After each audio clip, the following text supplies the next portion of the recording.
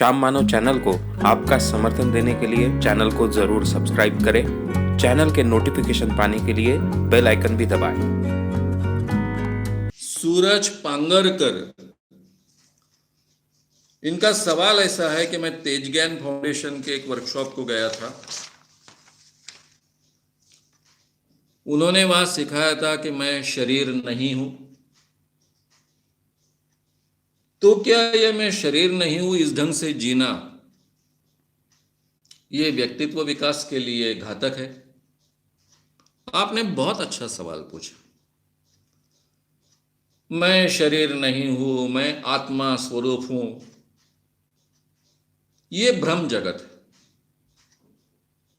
Meditation के जरिए इस ढंग का भ्रम निर्माण हो सकता है, भ्रम निर्माण किया जा सकता है।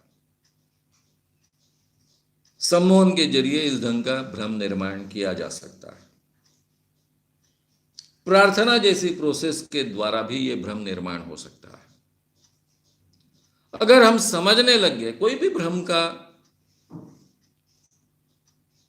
विश्व रहने लायक बहुत सुंदर लगता है लेकिन लायक नहीं होता है।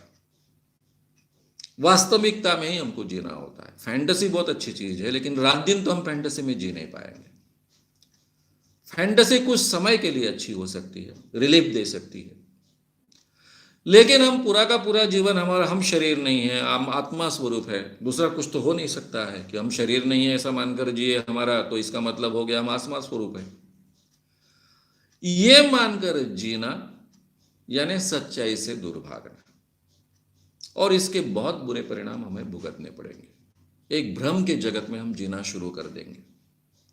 कई बाबाओं के सेंटर्स में ये होता है। इंसान सच्चाई से दूर जाता है, एक भ्रम की अवस्था में जीते रहता है, फिर उसका एक्सप्लॉयटेशन उसके बाबा के लिए करना बहुत आसान हो जाता है। बड़े पैमाने पर एक्सप्लॉयटेशन किया जाता है।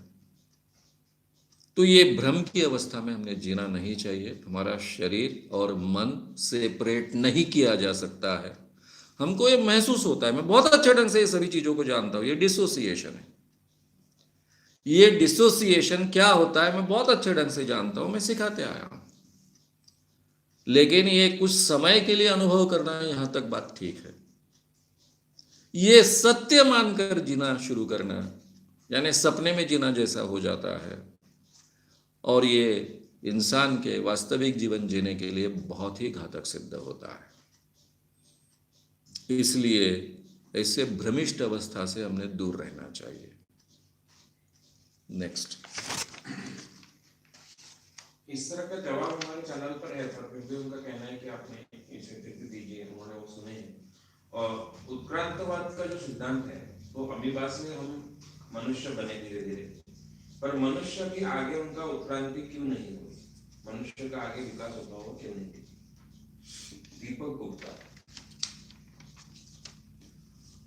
दीपक गुप्ता इनका सवाल है कि आप ऐसा कह रहे हो, आपने पहले भी जवाब दिया था कि अमीबा से लेकर मनुष्य तक तो विकास हुआ है, लेकिन आज मनुष्य का विकास क्यों नहीं हो रहा है?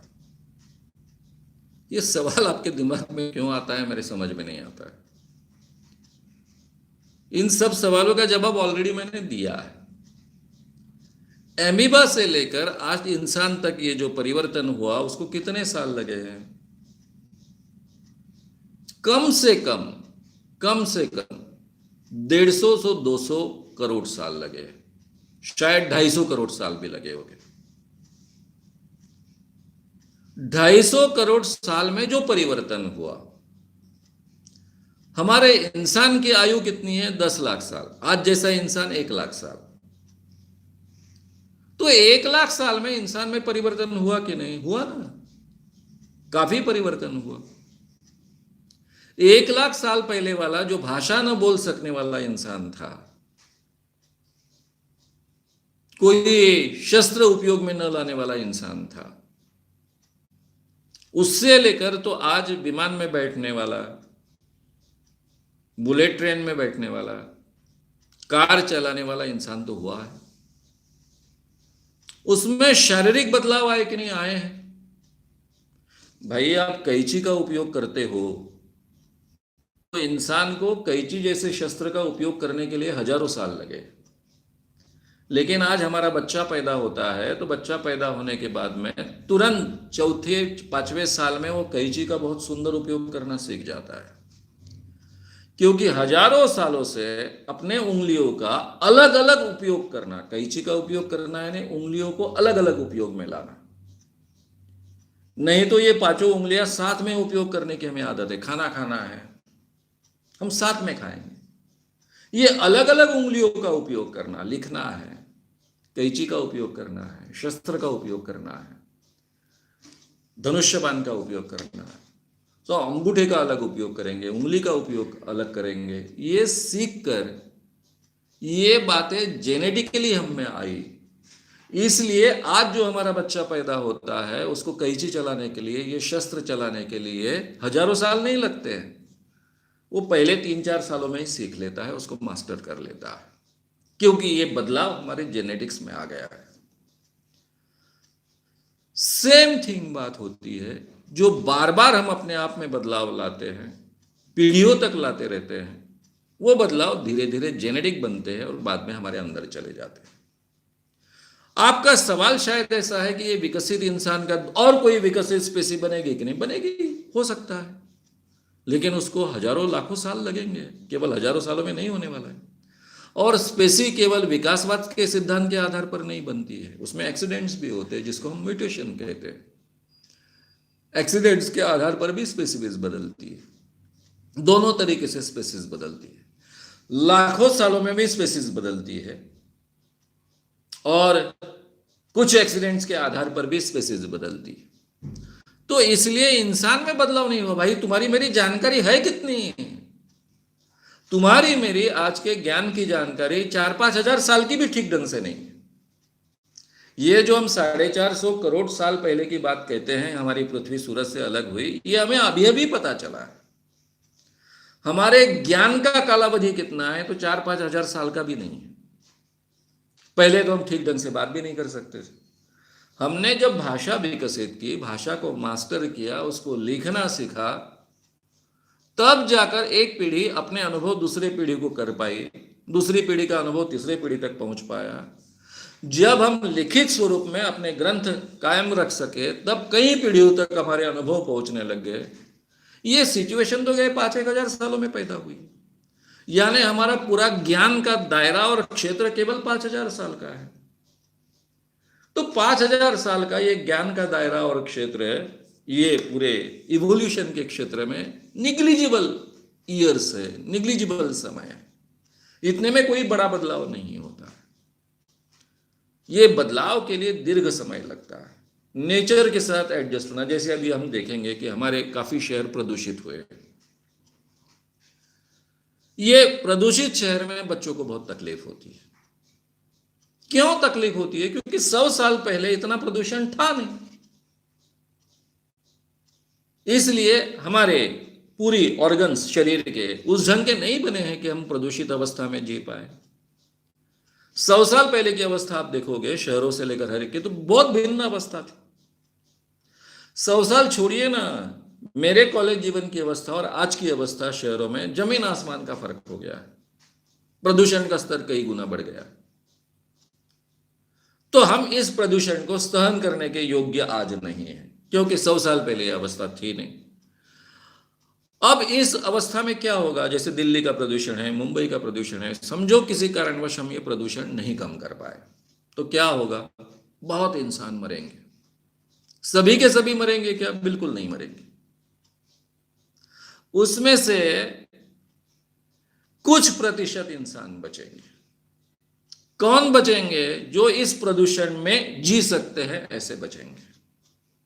वो क्यों बचे हैं? क्योंकि उनके शरीर में जो भी यंत्रणा विकसित हो रही है, उसमें इस प्रदूषण को सहन कर कर जीने की क्षमता बढ़ रही है। अब वो बचेंगे, फिर उनके कुछ बच्चे बचेंगे, बच्चों के बच्चे बचेंगे, और शायद 10 पीढ़ियों के बाद में अगर ये प्रदूषण हम कर नहीं पाए, ऐसा ही प्रदूषण कायम रहा, तो 10 पीढ़ियों के बाद में दिल्ली में आज समझो 2 करोड़ लोग हैं, तो जो भी 5-1 लाख लोग बचेंगे, तो ये 10 पीढ़ियों के बाद के 5-1 लाख लोग आराम से उस प्रदूषण में जी पाएंगे। इस ढंग से ये विकास होता है। इससे भी बुरी अवस्था में प्राणी जगत टिका है। प्राणी जगत ने अपने आप को जिंदा रखा है। बहुत मरे लेकिन कुछ अपने आप को बचा पाए, जो अपने आप में परिवर्तन कर पाए। तो इस ढंग से इंसान में ये बदलाव हो गए।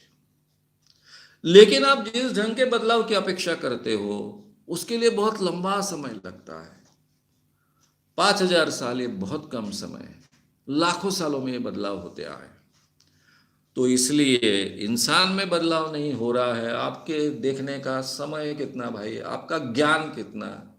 मैं मानव जाति के ज्ञान की बात कर रहा हूं, 5000 साल की। पूरे मानव जाति का ज्ञान हमारा ये 5000 सालों का ही है केवल। मेरा आपका सिंगल पर्सन का ज्ञान कितना भाई, हमारी आयु कितनी, 100 साल। हमारी देखने की क्षमता कितनी। तो हमारी पर्सनल मर्यादा तो बहुत ही मर्यादित है।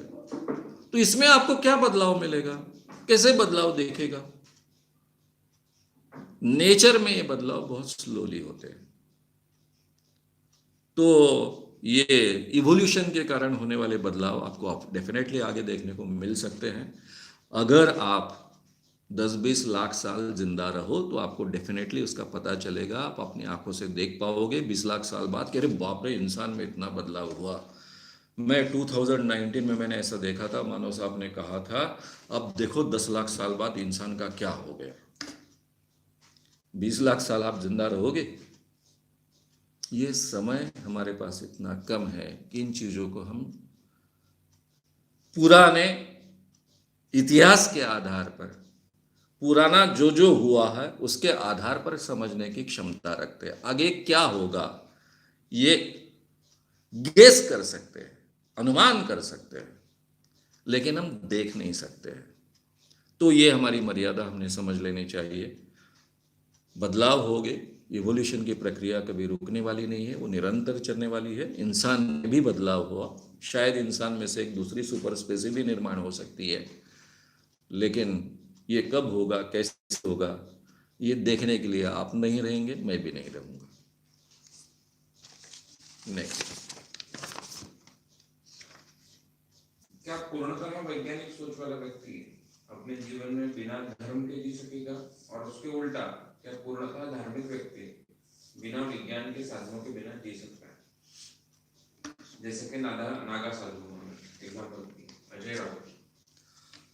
अजय राउत, इनका सवाल ऐसा है कि क्या आज के जमाने में कोई भी व्यक्ति बिना धर्म के केवल विज्ञान के आधार पर जी सकता है,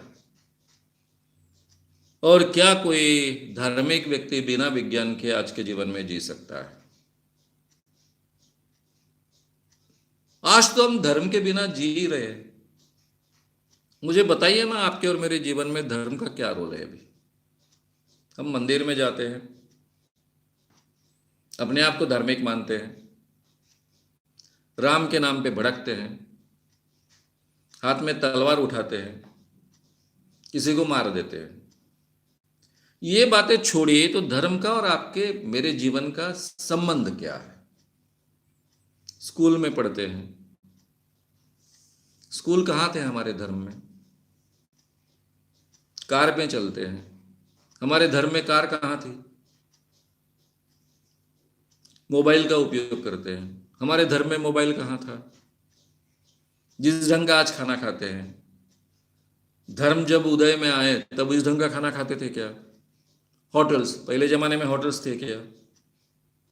आप अपने, लड़कियां पढ़ती हैं, लड़कियां अलग अलग क्षेत्रों में काम करती हैं। सभी तो क्षेत्रों में हमने धर्म को छोड़ दिया है। नहीं तो हम लड़कियों को पढ़ने ही नहीं देते, क्योंकि हमारे धर्म में तो प्रोहिबिशन था लड़कियों को पढ़ने के लिए। सारे के सारे हमारे, केवल हम नहीं, हमारे पूरे पूर्वज के पूर्वज नरक में चले जाते थे, एक भी बेटी पढ़ी तो। ये तो सब हमने छोड़ दिया। तो कौन से धर्म की बात हम पकड़ कर रखते हैं। आज के जीवन में आम इंसान जो अपने आप को धार्मिक समझता है, वो मंदिर में जाने के अलावा कोई भी धार्मिक बात नहीं करता है। पॉलिटिकली उसका उपयोग करते हैं तो हम उल्लू जैसे उनके पीछे लगते हैं और कुछ गलत कृतियां कर जाते हैं। वो बात अलग है। लेकिन आम शांतिपूर्ण जीवन जीते वक्त हम धर्म की कोई भी बात अपने जीवन में अमल में नहीं लाते। सभी बातें हमारे कायदे कानून व्यवस्था में है। नैतिक मूल्य धर्म से नहीं आते। नैतिक मूल्य घर के संस्कारों में से आते हैं। अब हमें संस्कार है कि धर्म के आधार पर यह नैतिक मूल्य मिले, ऐसा कहना है, इसलिए हम कहते हैं। लेकिन नैतिक मूल्यों का और धर्मों का संबंध जो है वो हमने तोड़ दिया है। हमने नए नैतिक मूल्य तैयार किए हैं। घर घर में हम अपने बहन को रिस्पेक्ट करते हैं, उसको इक्वेलिटी का वातावरण उपलब्ध करा देते हैं। ये हमारे नैतिक मूल्यों में था नहीं कभी पहले, ये हमने निर्माण किया है। नए नैतिक मूल्य हम निर्माण कर रहे हैं। तो आप देखोगे अपने हर जीवन का हर हिस्सा जांचोगे तो आपके ध्यान में आएगा कि जो आदमी अपने आप को धार्मिक समझता है उसका भी धर्म से कोई संबंध बचा नहीं है। अब रहा मंदिर में जाने का सवाल। अगर आपको पता चल जाए कि आप मंदिर में न जाकर भी घर में रहकर ही मंदिर में जाने के सभी फायदे उठा सकते हो, घर में रह रहे आपने प्रार्थना की मन लगाकर, तो भी वो सभी फायदे आपको मिलते हैं। इसलिए मैं हमेशा कहता हूं कि जो भी साइंटिफिक है व्यक्ति बनना चाहता है, रैशनल बनना चाहता है, बुद्धि प्रामाण्यवादी बनना चाहता है, उसने अध्यात्म के सभी फायदे उठाने चाहिए। और जिसको लगता है कि मैंने रैशनल बनना है, उसको मेडिटेशन की प्रक्रिया, समून जैसी प्रक्रिया सीखनी चाहिए और अपने जीवन में अमल में लानी चाहिए। मैं हमेशा उसका बैलेंस करता हूं। आध्यात्मिक सोच के कारण, आध्यात्मिक वातावरण के कारण या आध्यात्म के कारण जो इंसान को फायदे मिल सकते हैं वो प्रोसेस के फायदे हैं, मेडिटेशन के फायदे हैं, प्रार्थना के फायदे हैं। वे फायदे हमने उठाने चाहिए। एक बार वो फायदे हमने उठाए तो वहां धर्म का संबंध बचता नहीं। मेडिटेशन कहूं तो शायद धर्म का संबंध है क्योंकि उसमें उससे उसका उद्गम हुआ है। उसी को मैं सम्मोहन कहूं तो वहां धर्म का संबंध भी नहीं आता है, साइंटिफिकली इवॉल्व प्रक्रिया है। तो मेरे जीवन में जो धर्म से फायदे है वो भी मैं उठा रहा हूं और धर्म का कोई संबंध नहीं है ऐसा जीवन भी मैं जी रहा हूं। तो ये जीवन आज के जमाने में जीना संभव है क्योंकि आज के जमाने में हम कॉन्स्टिट्यूशन के आधार पर जीना सीख रहे हैं और कॉन्स्टिट्यूशन में धर्म का सभी अच्छा हिस्सा है वो ऑलरेडी ले लिया है, इसलिए ये संभव है। पहला हिस्सा तो संभव है। दूसरा हिस्सा, ये नागा साधु का आपने उदाहरण दिया। विज्ञान के बगैर जी सकते हैं कि नहीं? क्यों नहीं जी सकते भाई? हम पुरानी जो हमारी अवस्था थी, रानटी अवस्था जिसको हम कहते हैं, प्राथमिक अवस्था, आदिवासी अवस्था नहीं कहूंगा, आदिवासी ये कल्चर्ड होते हैं, एकदम रानटी अवस्था में गुफाओं में हम जब रहते थे, उस ढंग की अवस्था में हम जी सकते हैं कि नहीं? जी सकते हैं ना, क्यों नहीं जी सकते? वो जीना कैसा होगा वो छोड़ दीजिए, लेकिन जी सकते हैं। जो शिकार मिलेंगी उसको मार के खाएंगे, उसको लकड़ियों पे लकड़ी घिसकर पकाएंगे, खाएंगे, ऐसा जी सकते, जीना चाहता है तो। लेकिन उसको सुसंस्कृत इंसान का जीना हम नहीं कहते। अब बैलगाड़ी का जीवन आज के जीवन में कोई जी सकता है कि नहीं? जी सकता है ना। हमारे भारत ने कभी बैलगाड़ी के आगे जाने की कोशिश तो की नहीं है। हमारी मर्यादा रथों तक रही है। उसके बाद में हमारे यहाँ का विज्ञान ठप हो गया, केवल वेद बचे, बाकी विज्ञान नाम की कोई चीज ही बची नहीं। जो इतना विकसित कल्चर थी वो वहीं पर स्टॉप हो गई। इसीलिए सावरकर कहते हैं ना कि भारत ने एक सादा साइकिल भी कभी तैयार नहीं की। पहला हमारा बैलगाड़ी था, रथ था, बस वहीं रुके रहे।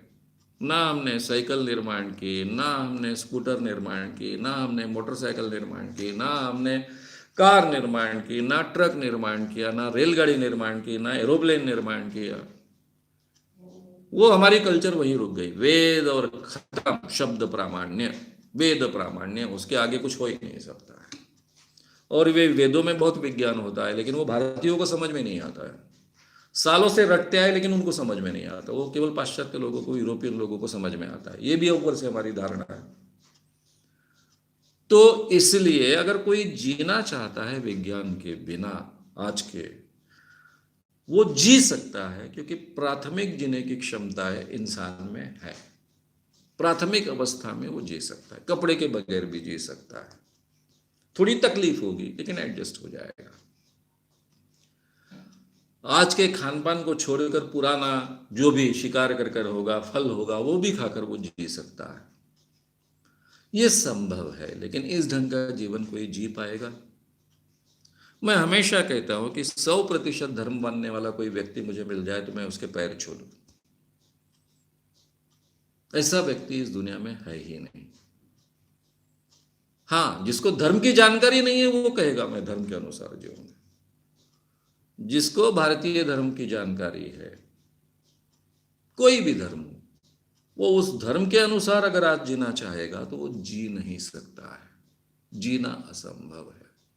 फिर वो ढोंग करना पड़ता है।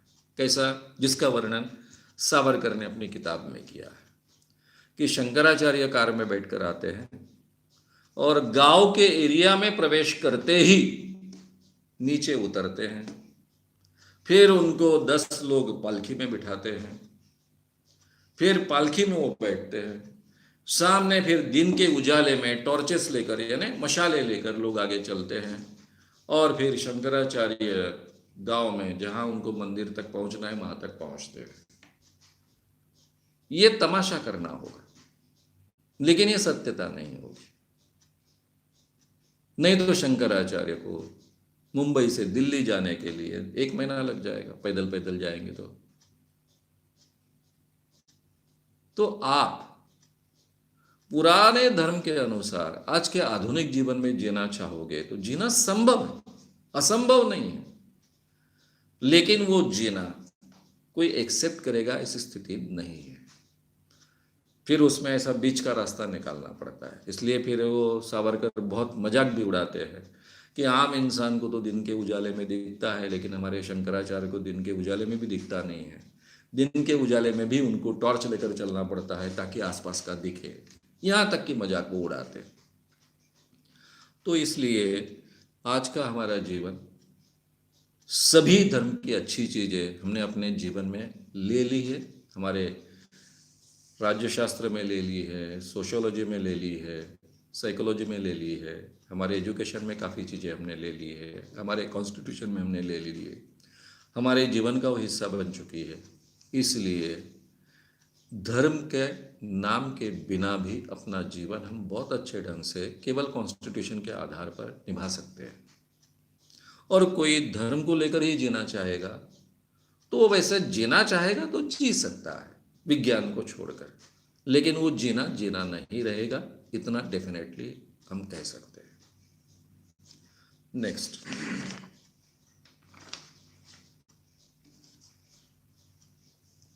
अघोरी बाबा जो भटयोग खोपड़ी साधना वगैरह करते हैं, क्या उन्हें सबसे सिद्धि उससे मिलती है? क्योंकि वो काफी अलग तरह के काम करते हुए दिखते हैं। केसरी किशोर शर्मा इनका सवाल है कि जो अघोरी बाबा होते हैं, हठयोगी होते हैं, जो अलग अलग ढंग की साधनाएं करते हैं, तो क्या उनमें ऐसी कोई विशेष शक्तियां उनमें आती है? ये हमारी परंपरागत मान्यताएं हैं कि उनमें ऐसी अलग अलग शक्तियां आती है। और वो शक्तियों के प्रमाण कुछ देखेंगे तो वो थोड़ा सा शरीर का अलग ढंग का उपयोग, उनके लिंग का अलग ढंग का उपयोग करेंगे और उसी को हम शक्तियां मानते हैं। देखिए, हमेशा याद रखिए, एक व्यक्ति जो कर सकता है वो कोई भी कर सकता है। ये हठयोगियों के से भी ज्यादा प्रभावी ढंग से सर्कस के लोग काम करते हैं। दांतों से वजन उठाएंगे, आप और मैं नहीं उठा पाएंगे। हमारे भी दांतों में शक्ति होती है, लेकिन उसके लिए अभ्यास की आवश्यकता होती है। तो ये सर्कस में काम करने वाले लोग ज्यादा ट्रेंड होते हैं, ज्यादा प्रशिक्षित होते हैं, या फिर ये जो अलग अलग जिम्नास्टिक करने वाले लोग होते हैं वो ज्यादा प्रशिक्षित होते हैं हमारे हठयोगियों से। लेकिन हठयोगियों में अपने शरीर का अलग ढंग से उपयोग करने के अलावा कोई भी अलग सामर्थ्य प्राप्त नहीं होता है। उसके द्वारा जो आध्यात्मिक शक्तियां प्राप्त होती है, ये जो मान्यता है, उस मान्यता को कोई भी प्रमाण उपलब्ध नहीं है। ये मैं बहुत दावे के साथ कह रहा हूं। आह्वान देना और लेने की तैयारी के साथ कह रहा हूं। आम इंसान में जो शक्तियां नहीं है वे ऐसी कोई आध्यात्मिक शक्तियां, ऐसी कोई विशेष शक्तियां इन लोगों में आती है, इसके कोई भी प्रमाण नहीं। अगर होते तो भारत जैसे देश ने उसका हमने उपयोग किया होता। जब हमारे सुरक्षा मंत्री फ्रांस में जाकर राफेल के आगे नींबू मिर्ची लगा सकते हैं, तो ऐसे हठयोगी में अगर कोई ऐसी विशेष शक्ति होती तो उसका उपयोग हमारे सुरक्षा तंत्र में हम नहीं ले सकते थे, हमारे सैनिक तंत्र में नहीं ले सकते थे। डेफिनेटली ले सकते हैं, सरकार तो उसी ढंग की है आज की, लेकिन ऐसे कुछ होते नहीं। ये केवल हमारी परंपरागत मान्यता है, सभी धर्मों में थी, केवल भारत में थी ऐसा नहीं है।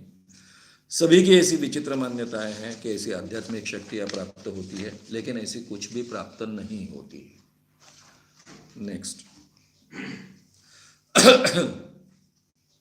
मैं गुटखा छोड़ना चाहता हूँ पर बहुत मुश्किल हो रहा है, उसके लिए मैंने क्या करना चाहिए? एक दिन में लगभग 15-20 गुटखे में खा लेता हूँ।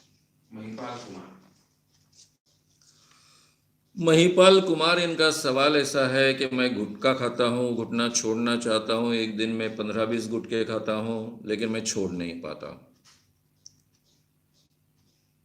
मैं जो वर्कशॉप चलाता हूँ, पर्सनालिटी डेवलपमेंट के वर्कशॉप, जिसको हम कहते हैं स्व सम्मोहन व्यक्तित्व विकास कार्यशाला, उसमें गंदी आदतें और हैबिट्स छोड़ने की भी प्रक्रिया हम सिखाते हैं। और इसलिए उस क्षेत्र के रिसर्च को मैं बहुत अच्छे ढंग से जानता हूं। ये जो एडिक्शंस है, इसको हम साइकोलॉजिकल डिसऑर्डर भी कहते हैं। ये साइकोलॉजिकल डिसऑर्डर है। बाकी साइकोलॉजिकल डिसऑर्डर्स हैंडल करना ज्यादा आसान होता है, लेकिन ये एडिक्शंस के साइकोलॉजिकल डिसऑर्डर्स हैंडल करना बहुत कठिन होता है। शराब की लत है, तंबाकू की लत है, यानी सिगरेट भी उसमें आ गई, उसके बहुत दुष्परिणाम होते हैं। और ये छोड़ने की जो कोशिश की जाती है, ये कोशिश में बार बार असफलता आती है। इसके बावजूद ये छोड़ने के लिए अलग अलग प्रोसेसेस डेवलप हुई है। अब जैसे सम्मोहन जैसी प्रक्रिया का उपयोग कर कर भी कुछ लोग छोड़ पाए। कुछ लोगों ने अपनी सिगरेट की आदत छोड़ दी, कुछ लोगों ने शराब की आदत वो छोड़ पाए, लेकिन सबके बारे में संभव होगा ऐसा मैं कह नहीं सकता, क्योंकि वो उस व्यक्ति पर, उस व्यक्ति के मानसिक स्थिति पर, उसकी दृढ़ता पर, उसके कन्विक्शन पर डिपेंड होता है। इसलिए आप वर्कशॉप कर कर भी ये प्रयास कर सकते हो। आप अगर दृढ़ हो, आपकी अपने आप पर बहुत एक तरह से आत्मविश्वास भी है और दूसरी तरफ से अपने आप पर बहुत विश्वास है, तो शायद आपने निश्चय करने के बाद में उस प्रोसेस का उपयोग कर कर आप इसको छोड़ सकते हो। छोड़ोगे नहीं छोड़ोगे ये आप पर निर्भर होता है। अगर वर्कशॉप के जरिए भी आप छोड़ नहीं पाए, क्योंकि ये सस्ते में होता है, केवल 5,000 रुपये उसकी फीस है वर्कशॉप की, और उसके बाकी फायदे बहुत होते हैं। यानी समझो आप ये सिगरेट की या गुटखे की आदत नहीं छोड़ पाए, तंबाकू नहीं छोड़ पाए, तो भी बाकी के चीजों के लिए उसका बहुत उपयोग होता है। तो वो पैसा तो आपका वेस्ट नहीं जाएगा। लेकिन उसके बाद भी आप छोड़ नहीं पाए तो रिहेबिलिटेशन सेंटर्स होते हैं, उनकी आप मदद ले सकते हो। जहां ड्रग्स, जिनकी लत है ड्रग्स की, तंबाकू की, शराब की, ऐसे लत के लोगों की लत छुड़ाने के लिए एक अलग जगह आइसोलेशन में उनको रखा जाता है, यानी बाकी समाज से दूर। वहां पर ट्रीटमेंट दी जाती है, दवाइयों का भी सहारा लिया जाता है, थेरेपीज का भी सहारा लिया जाता है। उसके खर्चे काफ़ी बड़े होते हैं, वो करने पड़ेंगे और फिर उसके जरिए प्रयास करना पड़ेगा। तो ये 2 स्टेजेस में आप ये आदत छोड़ने का प्रयास कर सकते हो। लेकिन अगर आपका 100% कन्विक्शन है, आपको छोड़ना ही है, तो इनका उपयोग होगा दोनों जगह का। नहीं तो ये रिहेबिलिटेशन सेंटर्स का भी उपयोग नहीं होता है। यानी किसी रिश्तेदार ने बोला बीबी ने बोला, माँ बाप ने बोला, भेज दिया, तो भी वहाँ से वो लत छूटने की गुंजाइश बहुत कम होती है। खुद की बहुत इच्छा है लेकिन मैं कर नहीं पा रहा हूँ, मैं करना चाहता हूँ लेकिन कर नहीं पा रहा हूँ, तो आपको सम्मोहन का भी उपयोग हो सकता है, अच्छे ढंग से हो सकता है। अगर वहाँ असफल हुए तो फिर रिहैबिलिटेशन सेंटर का आप उपयोग कर कर देखिए। अच्छा कोई ऐसा सेंटर चुनिए, शायद आपकी आदत छूट जाए। मैं आपको निराश नहीं करना चाहता हूँ, लेकिन ये एडिक्शन की आदतें छूटने का प्रमाण काफ़ी कम है। 6%, 7% के ऊपर ज़्यादा बढ़ता नहीं। तो ये बहुत गंभीर समस्या है मानवीय जीवन में, इसीलिए तो एडिक्शन की शुरुआत ही नहीं करनी है, इसके ऊपर ज़्यादा हमने केंद्रित करना चाहिए, इसका प्रीचिंग ज़्यादा करना चाहिए, ये प्रयास होता है। तो सरकारें ही तंबाकू को, गुटखे को परमिशन देती है, वो फिर हमारे समाज में बढ़ता है, फिर रोकने का प्रयास होता है। एक बार आदत लगने के बाद में डिफ़िकल्ट होता है, लेकिन आप डेफिनेटली प्रयत्न कर सकते हो और ये प्रयत्न सफल हो सकते हैं, और प्रयत्न करने का अधिकार हमको है और हमने करने चाहिए। नेक्स्ट, क्या किसी की कोई एक स्पेसिफिक मेमोरी साइकोलॉजी से या फिजिकली हमेशा के लिए या फिजिकल तरीकों से हमेशा के लिए मिटा देना संभव है? समीर कुमार सिंधुदुर्ग। समीर कुमार सिंधुदुर्ग, क्या किसी की मेमोरी, कोई एक विशिष्ट मेमोरी, कोई विशिष्ट मेमोरी हमेशा के लिए मिटाना संभव है, फिजिकल तरीके से या साइकोलॉजिकल तरीके से, ऐसा सवाल उन्होंने पूछा है। देखिए, कोई भी मेमोरी पूरी तरह से इरेज करना, मिटा देना, ये शब्द थोड़ा शायद गलत होगा। मेमोरी हम कोई को मिटाना चाहते हैं, क्योंकि उस मेमोरी के कारण जब भी हमें याद आती है तब बहुत तकलीफ होती है, उसके कारण हम अस्वस्थ होते हैं, शायद शारीरिक भी उसकी कोई तकलीफ हमें होती है, केवल मानसिक तक सीमित नहीं रहती है। इसलिए उस ढंग की मेमोरी को हम मिटाना चाहते हैं, और ये काफी हद तक संभव है, साइकोलॉजिकल तरीके से ही संभव है। इसको जिस थेरेपीज का उपयोग किया जाता है, अलग अलग थेरेपीज है, उसमें एक एमनेशिया क्रिएट करने की थेरेपी होती है। स्टेप बाय स्टेप उस चीज का एमनेशिया क्रिएट किया जा सकता है, यानी पहले स्टेजेस में उसकी याद हमें आएगी तो भी कोई तकलीफ नहीं होगी, याद आने के बाद भी उसके कोई परिणाम हम पर नहीं होंगे। ये पहले स्टेज अचीव करते हैं। हालांकि ये स्टेज अचीव करने के बाद में वो मेमोरी हमें याद आती है, नहीं आती है, इससे कोई फर्क नहीं पड़ता है, लेकिन इसके बावजूद अगर उसको निकालना चाहते हो तो निकाल सकते हो।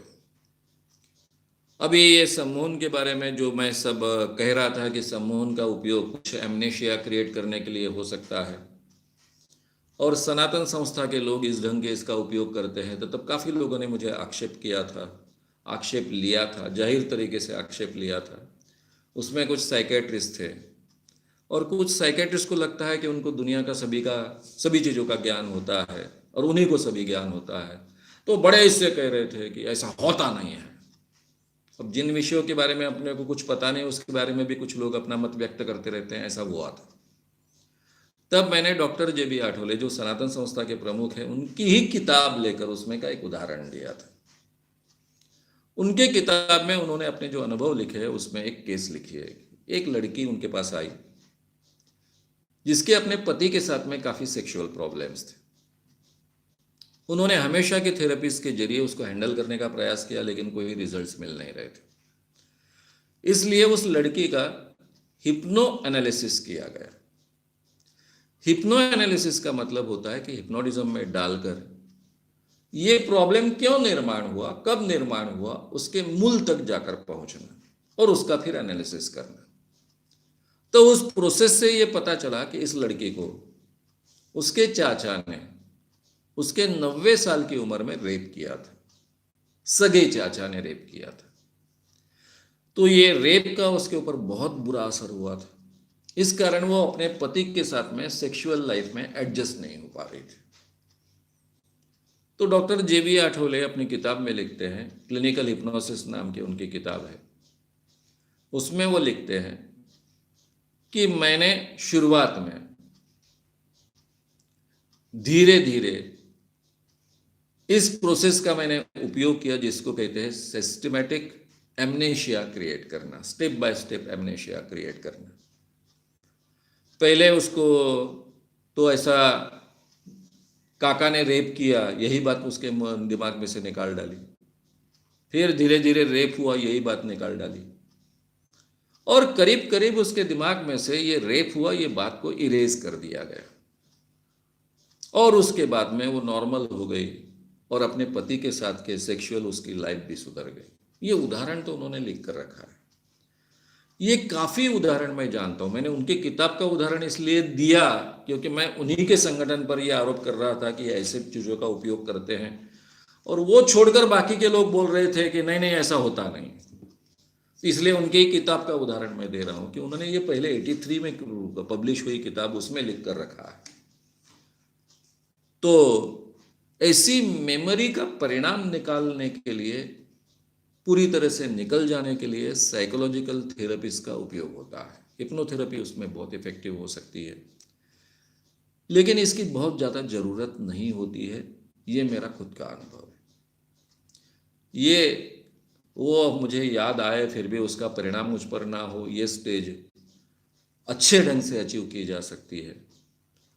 फिजिकली मेमोरी निकाली जा सकती है कि नहीं, इसके बारे में मुझे जानकारी नहीं है कि भाई एक मेमोरी का हिस्सा है उसको निकाल दो। वैसे डॉक्टर पेनफील्ड, इनके प्रयोग है, न्यूरोसर्जन थे, उन्होंने ये सिद्ध किया था कि हमारी मेमोरी हमारे ब्रेन सेल्स के अलग अलग हिस्सों में स्टोर होती है, और उनको अगर उद्दीपित किया गया, उस विशिष्ट जगह को उद्दीपित किया गया, तो वहाँ पर जो मेमोरी स्टोर है वो फिर से जागृत होती है।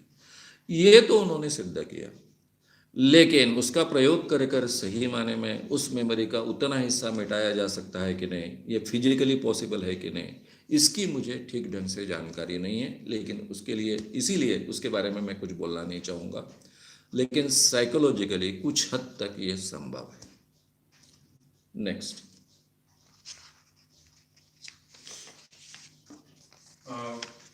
धार्मिक किताबों में जो आत्मा की संकल्पना बताई गई है वो क्या है, और आप ऐसा क्यों कहते हैं कि उसे मेमोरी या माइंड नहीं है?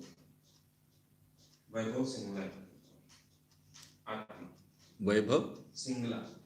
वैभव सिंगला, इनका सवाल ऐसा है कि आप क्यों कहते हो कि जो धार्मिक किताबों में आत्मा की संकल्पना दी गई है वो नहीं होती है।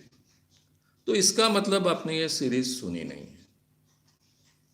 तो आप इसका, वो ऐसे बोल रहे हैं कि ये संकल्पना क्या है, वो सब बताया ना, और उनका कहना है कि फिर आप ऐसा क्यों बोलते हो उसको मेमोरी और ये नहीं माइंड? भाई ये पूरे विस्तार से लिया है मैंने।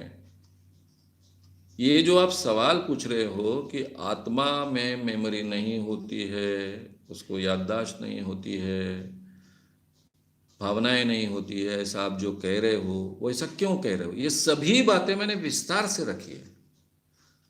ये साइंस एंड स्पिरिचुअलिज्म, ये जो सीरीज है उसके पार्ट 1 में तो आत्मा से ही शुरुआत की ना, आत्मा के कंसेप्ट क्या है ये बात ली, ये आत्मा की अलग अलग धर्मों में कंसेप्ट क्या है ये भी बात ली, आज के ज़माने में इस क्षेत्र में क्या संशोधन हुए ये भी बात ली। ये बहुत विस्तार से लिया है, इसीलिए मैंने कहा कि आपने ये सीरीज नहीं सुनी है। पार्ट 1 उसका सुनिए, साइंस एंड स्पिरिचुअलिज्म का, ये 3rd पार्ट है अभी जो हम ले रहे थे। तो उसको आप सुनेंगे तो इसका जवाब आपको बहुत विस्तार से मिल जाएगा। केवल यहाँ ये जवाब नहीं है। मैंने जब भूत की सीरीज ली है तब भी आत्मा पर बहुत विस्तार से बात रखी है, 2 जगह ये बातें उपलब्ध है, तो उसको सुनिए। वही जवाब फिर से रिपीट करने में कोई मतलब नहीं ना। नेक्स्ट,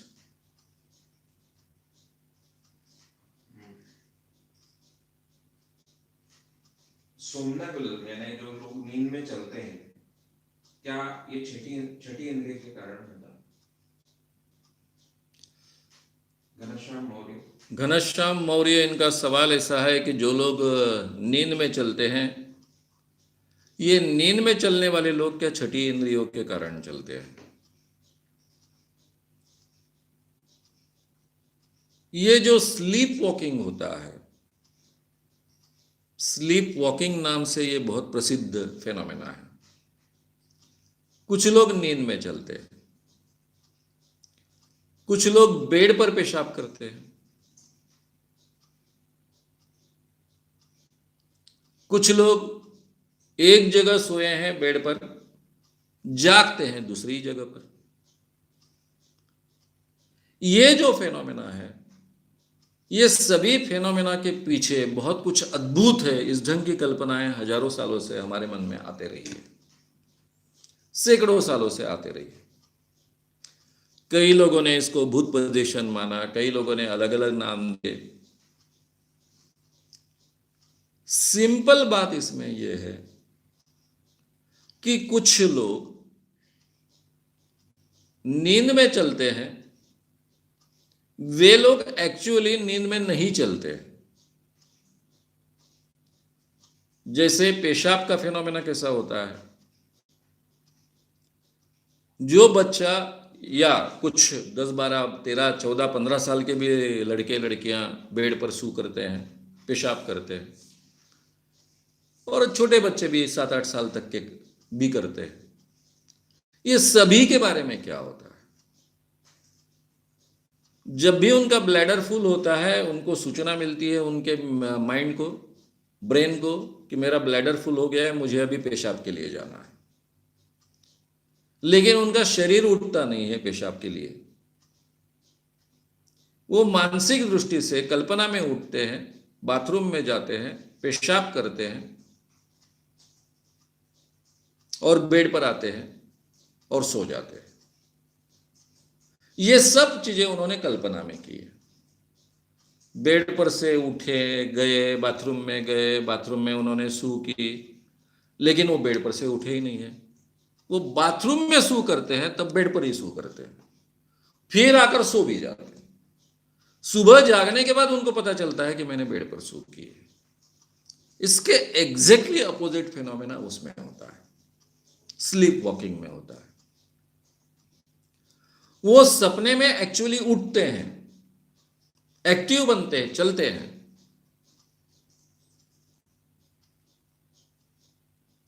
कहीं चले जाते हैं, लेकिन नींद में ही होते हैं। जैसे हम सपनों की अवस्था में, सपनों की अवस्था या नींद की अवस्था है ना, नींद का एक हिस्सा है। हर 1.5 घंटे के हमारे सोने के साइकिल के बाद में 10 से 50 मिनट का समय हमारे सपनों का होता है, तो वो नींद का हिस्सा है। तो ये नींद के हिस्से में एक्चुअली वो जो सपना उनको आता है वो जीते हैं। बेड वेटिंग के एग्जैक्टली अपोजिट उनकी एक्शन होती है। ये दोनों एक्शन सबकॉन्शियस लेवल पर होती है। इसका ये एक्शन रुक जाती है। वही ट्रीटमेंट का हिस्सा है कि उसका अवेयरनेस निर्माण करना। एक बार अवेयरनेस उसका निर्माण हो गया कि भाई मैं अभी सोया हुआ हूं, सपनों से एक्चुअल स्थिति में आ जाता है, पता चलता है मैं सोया हूं, तब उसके ध्यान में आता है, अरे भाई यहीं शू करने वाला था, अच्छा हो गया, अब जाकर मैं बाथरूम में शू करूंगा। या फिर मैं सोया समझा था, एक्चुअली मैं तो सपने में चल रहा हूं, अभी अपने आप को रोक लूंगा। तो ये होता है, इसका छठी इंद्रियों के साथ में कोई संबंध नहीं है। हम काफी काम हमारे सबकॉन्शियस लेवल पर करते हैं। हम कभी कभी जागरूक अवस्था में बैठे हैं, एक जगह बैठे हैं, कुर्सी पर बैठे हैं, मन ही मन सोचते रहते हैं, मन ही मन अपने आप से बोलते रहते हैं, और ये बोलना ऐसा हो जाता है कि हमारी एक्शन वगैरह शुरू होती है। ऐसा ऐसा लिखूं, ऐसा ऐसे एक्शन शुरू होती है। तो ये एक्चुअली हम करते रहते हैं, लेकिन उसका हमें भान नहीं होता है। फिर हमारे ध्यान में आता है, अरे मैं अपने आप से बुदबुद रहा हूं, बड़बड़ा रहा हूं, मेरे मुंह से बड़े शब्द नहीं निकल रहे हैं, लेकिन मन ही मन में जोर जोर से मैं बोल रहा हूं। ये हमारे ध्यान में आता है। ये ऐसी सबकॉन्शियस लेवल की जो एक्शन चलती है, उसका अवेयरनेस हमने निर्माण करने के बाद में हम नॉर्मल सिचुएशन में आ जाते हैं। तो इसका संबंध छठी इंद्रिय वगैरह इन चीज़ों से नहीं है।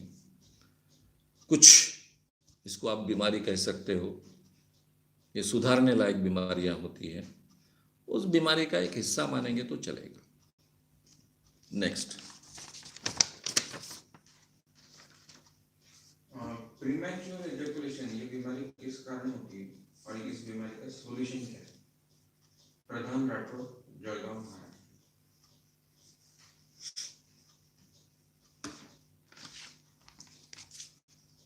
प्रधान राठौड़, जळगाव, महाराष्ट्र, इनका सवाल है कि प्री मैच्योर इजैकुलेशन ये बीमारी क्यों होती है और उसका इलाज क्या है। प्री मैच्योर इजैकुलेशन इसका मतलब ऐसा होता है कि समय से पहले स्खलन होना। पति पत्नी एक दूसरे के साथ में संबंध कर रहे हैं, ऐसी अवस्था में संबंध करते करते समय से पहले ही स्खलन हो जाना, इसको प्री मैच्योर इजैकुलेशन कहते हैं। ये बीमारी है नहीं है इसके बारे में डाउट हो सकता है। अब जैसे अगर इसको बीमारी कब नहीं मानी जाती है, अगर पति अपने पत्नी के साथ में संबंध कर रहा है और उसे पूरा समाधान मिलता है, लेकिन जल्दी में उसका स्खलन हो जाता है, इजैकुलेशन हो जाता है, तो फिर ये बीमारी नहीं है, क्योंकि उसको पूरे तरह से समाधान हुआ है, ऑर्गेज्म हुआ है, लेकिन बहुत जल्दी हुआ है। इंसर्ट किया और कुछ सेकंड में ही हो गया, तो इसमें तो पत्नी को बहुत तकलीफ होती है, पत्नी का बिल्कुल समाधान नहीं होता है। इसलिए इसको प्रीमैच्योर इजैकुलेशन कहा जा सकता है, लेकिन पति के लिए ये प्रीमैच्योर इजैकुलेशन नहीं है। अगर पति को ऑर्गेज्म होता है तो पूरी तरह से समाधान मिलता है। इसके पीछे के कारण क्या है?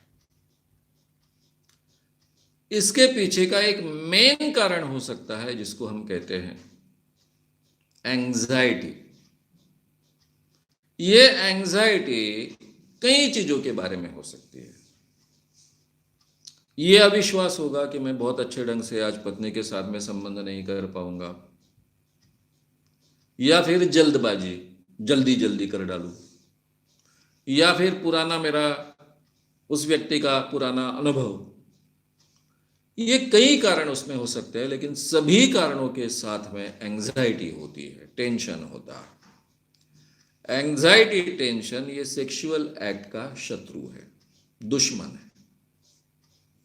इसलिए इसकी ट्रीटमेंट में सबसे आवश्यक पहली चीज होती है एंजाइटी को टैकल करना, टेंशन को टैकल करना, टेंशन और एंजाइटी को निकाल देना।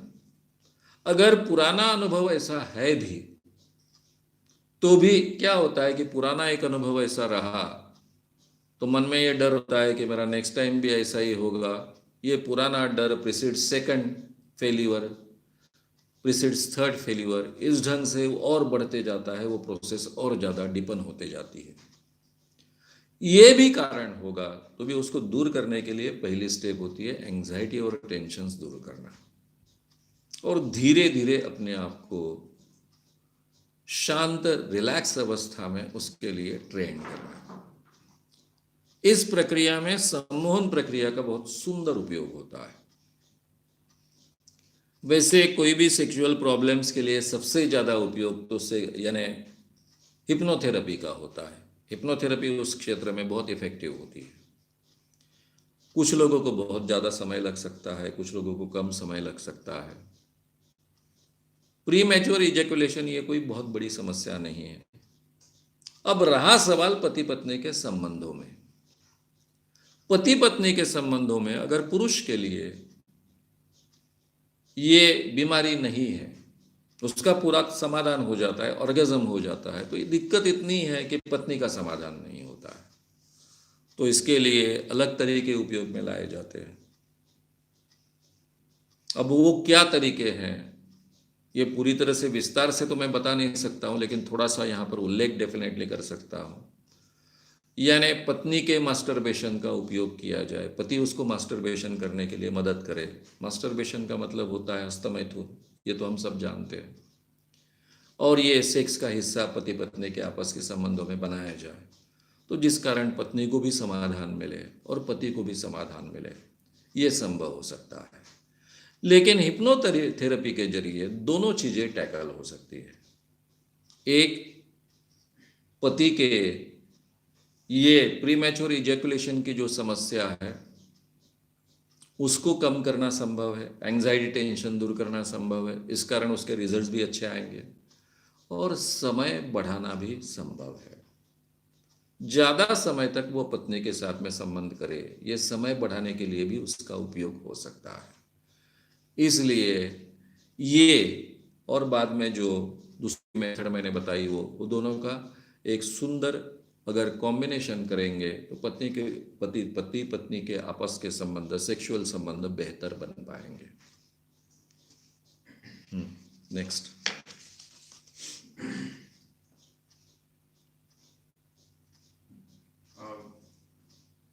मैं एक एडवोकेट हूँ, पर मुझे कोर्ट में जज के सामने केस पर बहस करते समय बहुत घबराहट होती है, तो क्या आपकी वर्कशॉप से मेरी मदद होगी? सुरेश कुमावत, सीकर, राजस्थान। सुरेश कुमावत, सीकर, राजस्थान। इनका सवाल ऐसा है कि मैं एक एडवोकेट हूँ, जज के सामने जब मैं खड़ा होता हूँ बहस करने के लिए, तब मुझे बहुत घबराहट अंदर से महसूस होती है।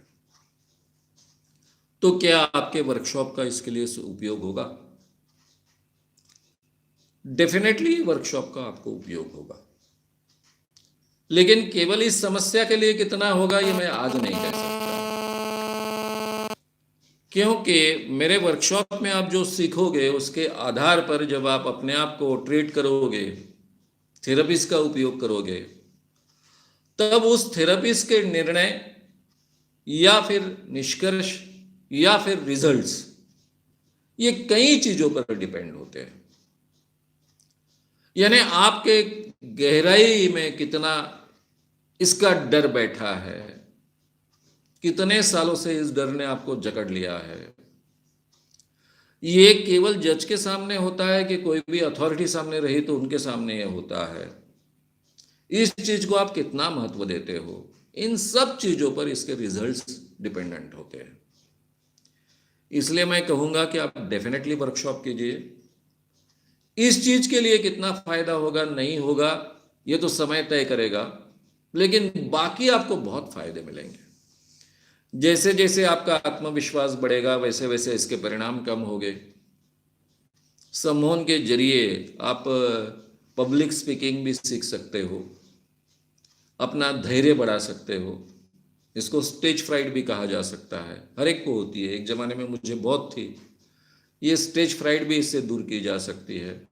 तो काफ़ी अच्छा इम्प्रूवमेंट तो आपको डेफिनेटली मिलेगा। शायद ये प्रॉब्लम आपके जीवन में ना ही बचे, ये भी अवस्था आ सकती है, लेकिन इसके रिजल्ट्स कितने आपको मिलेंगे, कितने जल्दी मिलेंगे, कितने समय के बाद मिलेंगे, ये आज मैं नहीं कह सकता हूँ। ये आपके मनस्थिति पर, आप पर क्या परिणाम हुआ है इस चीज़ का, उस पर और बाकी चीज़ों पर डिपेंड होता है। लेकिन इस वर्कशॉप का फ़ायदा उठाकर आप डेफिनेटली आपका कोई भी फ्राइट दूर कर सकते हो। स्टेज फ्राइट तो डेफिनेटली दूर कर सकते हो।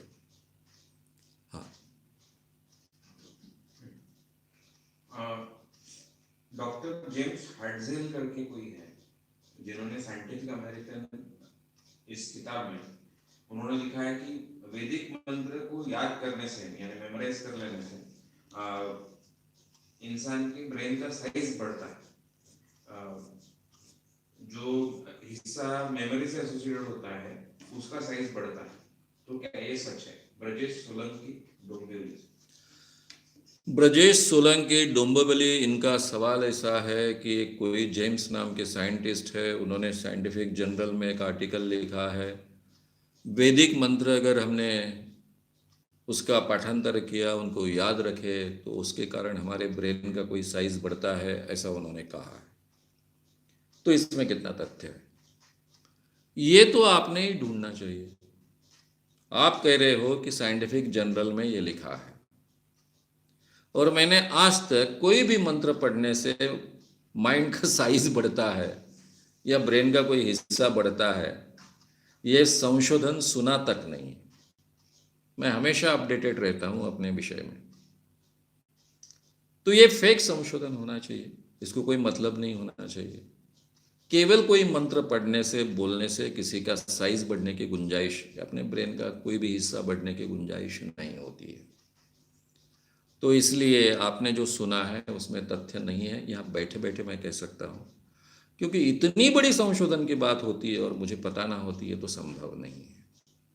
ये पहली बात आप समझ लीजिए। और कोई भी कहता है इसलिए विश्वास मत रखिए। आजकल ढूंढा जा सकता है उस आदमी के नाम पर, आप क्या रिसर्चेस हैं ये देख सकते हो, विकिपीडिया में उसका नाम है कि नहीं ये देख सकते हो। विकिपीडिया 100% करेक्ट रहता है ऐसा नहीं है, लेकिन फिर भी वो बहुत केयर लेते हैं कि उनके हाथ से झूठ नहीं जाना चाहिए उनकी ओर से। बाकी आप कुछ भी वेबसाइट पर विश्वास मत रखिए, वो वेबसाइट कितनी साइंटिफिक है, कितनी साइंटिफिक बातें कहती हैं, इस पर विश्वास रखिए। तो थोड़ा इस नाम से आप रिसर्च करते जाइए तो आपको सच्चाई पता चल जाएगी और आपके ध्यान में आएगा कि ऐसा कोई भी संशोधन नहीं हुआ है, क्योंकि उसमें स्पेसिफिक आपने वैदिक मंत्र का नाम लिया है। इसलिए मैं डेफिनेटली कह सकता हूँ, अगर बाइबल पढ़ने के कारण ऐसा होता, ऐसा बोला होता, तो भी मैं कह देता कि इसमें कोई तथ्य नहीं है, क्योंकि ऐसी झूठी बातें बहुत फैलाई जाती है। अगर कोई साइंटिफिक इन्वेंशन होता तो उसका मंत्र से संबंध नहीं होता। एक विशिष्ट प्रकार से अगर हम कोई चीज को मेमोराइज करते तो इस ढंग के बदलाव होते, इस ढंग का वो संशोधन होता। वैदिक मंत्र में ऐसी कोई खास बात नहीं है कि जिसमें कोई विशेषता है। जिन लोगों ने वैदिक मंत्र पढ़े नहीं है वो कह सकते हैं। आप आसानी से वैदिक मंत्र पढ़ सकते हो, गूगल रिसर्च करोगे तो भी आपको कई वैदिक मंत्र मिल जाएंगे। इतनी आसान बात है, इजीली अवेलेबल है। उसमें ऐसी कोई विशेष बात नहीं है कि जो पढ़ने के कारण ऐसा कुछ होने की गुंजाइश है। वही बात, बाइबल पढ़ने के कारण कुछ हो जाए, कुरान पढ़ने से कुछ हो जाए, ऐसी कोई उसमें विशेषता नहीं है। कुरान भी अवेलेबल है, गूगल रिसर्च करिए, बाइबल भी गूगल रिसर्च करिए, आपको इजीली मिल जाएगा। आजकल हर चीज़ बहुत इजीली मिल जाती है, उसमें ऐसी कोई भी बात नहीं है। इसलिए ऐसे कोई संशोधन के लिए गुंजाइश तो मुझे नहीं लगती है। इसके बावजूद अगर आपको कहीं प्रमाण मिले तो डेफिनेटली मुझे भेजिए, मैं उसकी जांच करवाऊंगा। नेक्स्ट, क्या हमारे अंतर्मन में अलौकिक शक्ति होती है? क्योंकि ऐसे कई बार कई लोग बोलते हैं, वीडियो भी देखने को मिलते हैं, संतोष खाड़े, हमारे अंतर्मन में क्या अलौकिक शक्ति? संतोष खाड़े इनका सवाल है कि क्या हमारे अंतर्मन में अलौकिक शक्ति होती है। अलौकिक शक्ति इसका एक मतलब होता है। अलौकिक यानी जो इंसान के लिए संभव नहीं है, ऐसी शक्ति दैवी है, सुपरनैचुरल है। ऐसे चीजों को ही अलौकिक शक्ति कहा जाता है।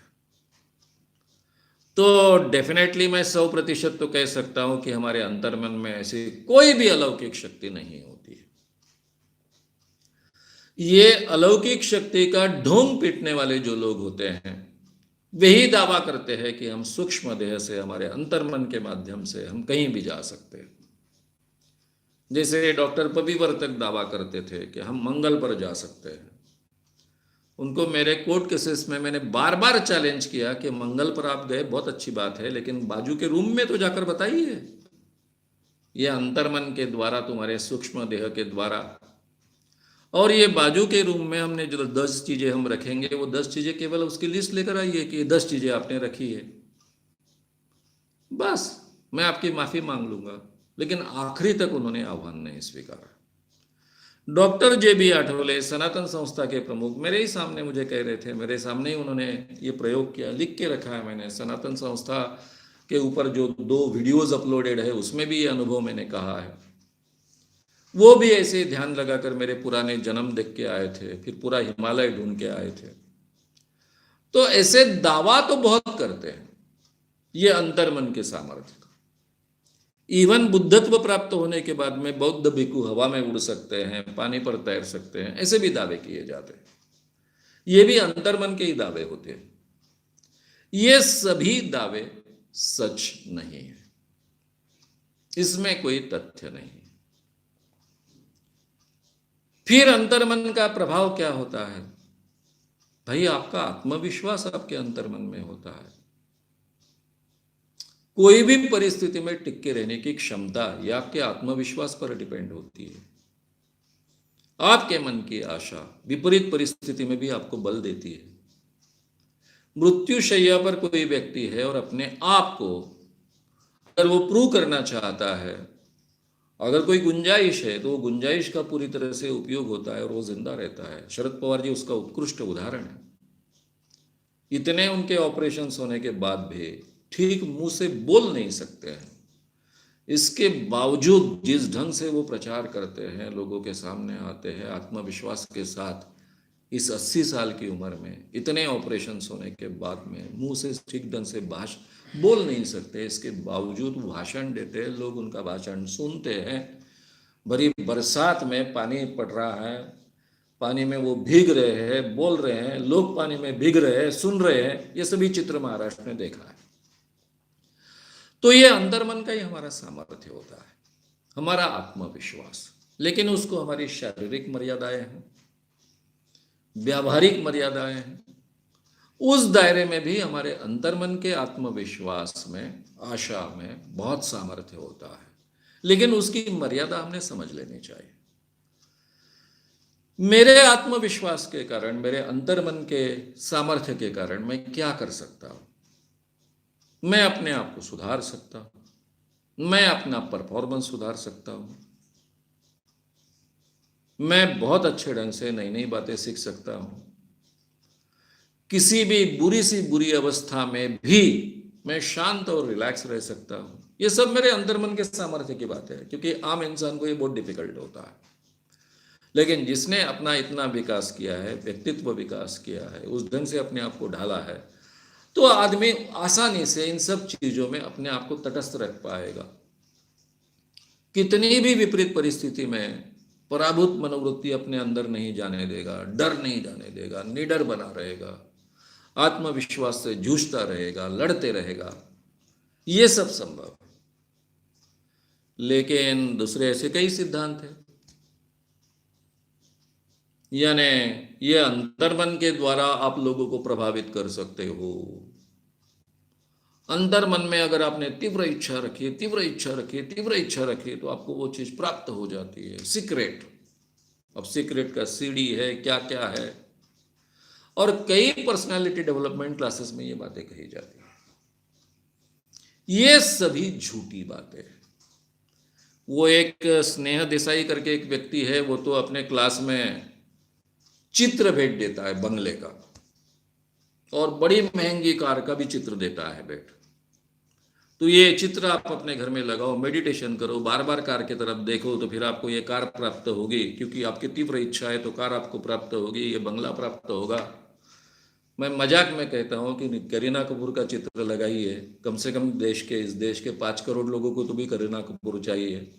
करीना कपूर के 5 करोड़ टुकड़े बनेंगे और हर एक को प्राप्त होंगे। हंसी लायक मुद्दा है कि नहीं है?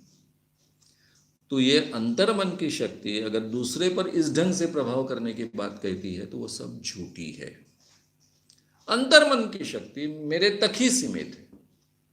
मेरा आत्मविश्वास बढ़ाने के लिए, विपरीत परिस्थिति में जूझने के लिए, निराशाजनक परिस्थिति में भी आशा कायम रखने के लिए, और इसके आधार पर जो अचीव होने की गुंजाइश है, उसके लिए मेरे अंतर्मन की शक्ति बहुत अच्छे ढंग से मुझे मदद करती है, लेकिन इसी मर्यादा में। लेकिन यहां मेरे अंतर्मन की शक्ति है और मैं इधर बिल्कुल अंतर्मन की शक्ति का उपयोग करूंगा और सामने के व्यक्ति का भला हो जाएगा, या फिर सामने के व्यक्ति का पराभव हो जाएगा, या फिर सीक्रेट में जैसा कहा है वो कार आकर मेरे घर के सामने खड़ी हो जाएगी, या फिर जिसको मैं चाहता हूं वो व्यक्ति मेरे बाहों में चली आ जाएगी। ये अगर बातें कही जाती है तो ये सब बातें झूठी है, इसमें कोई तथ्य नहीं है।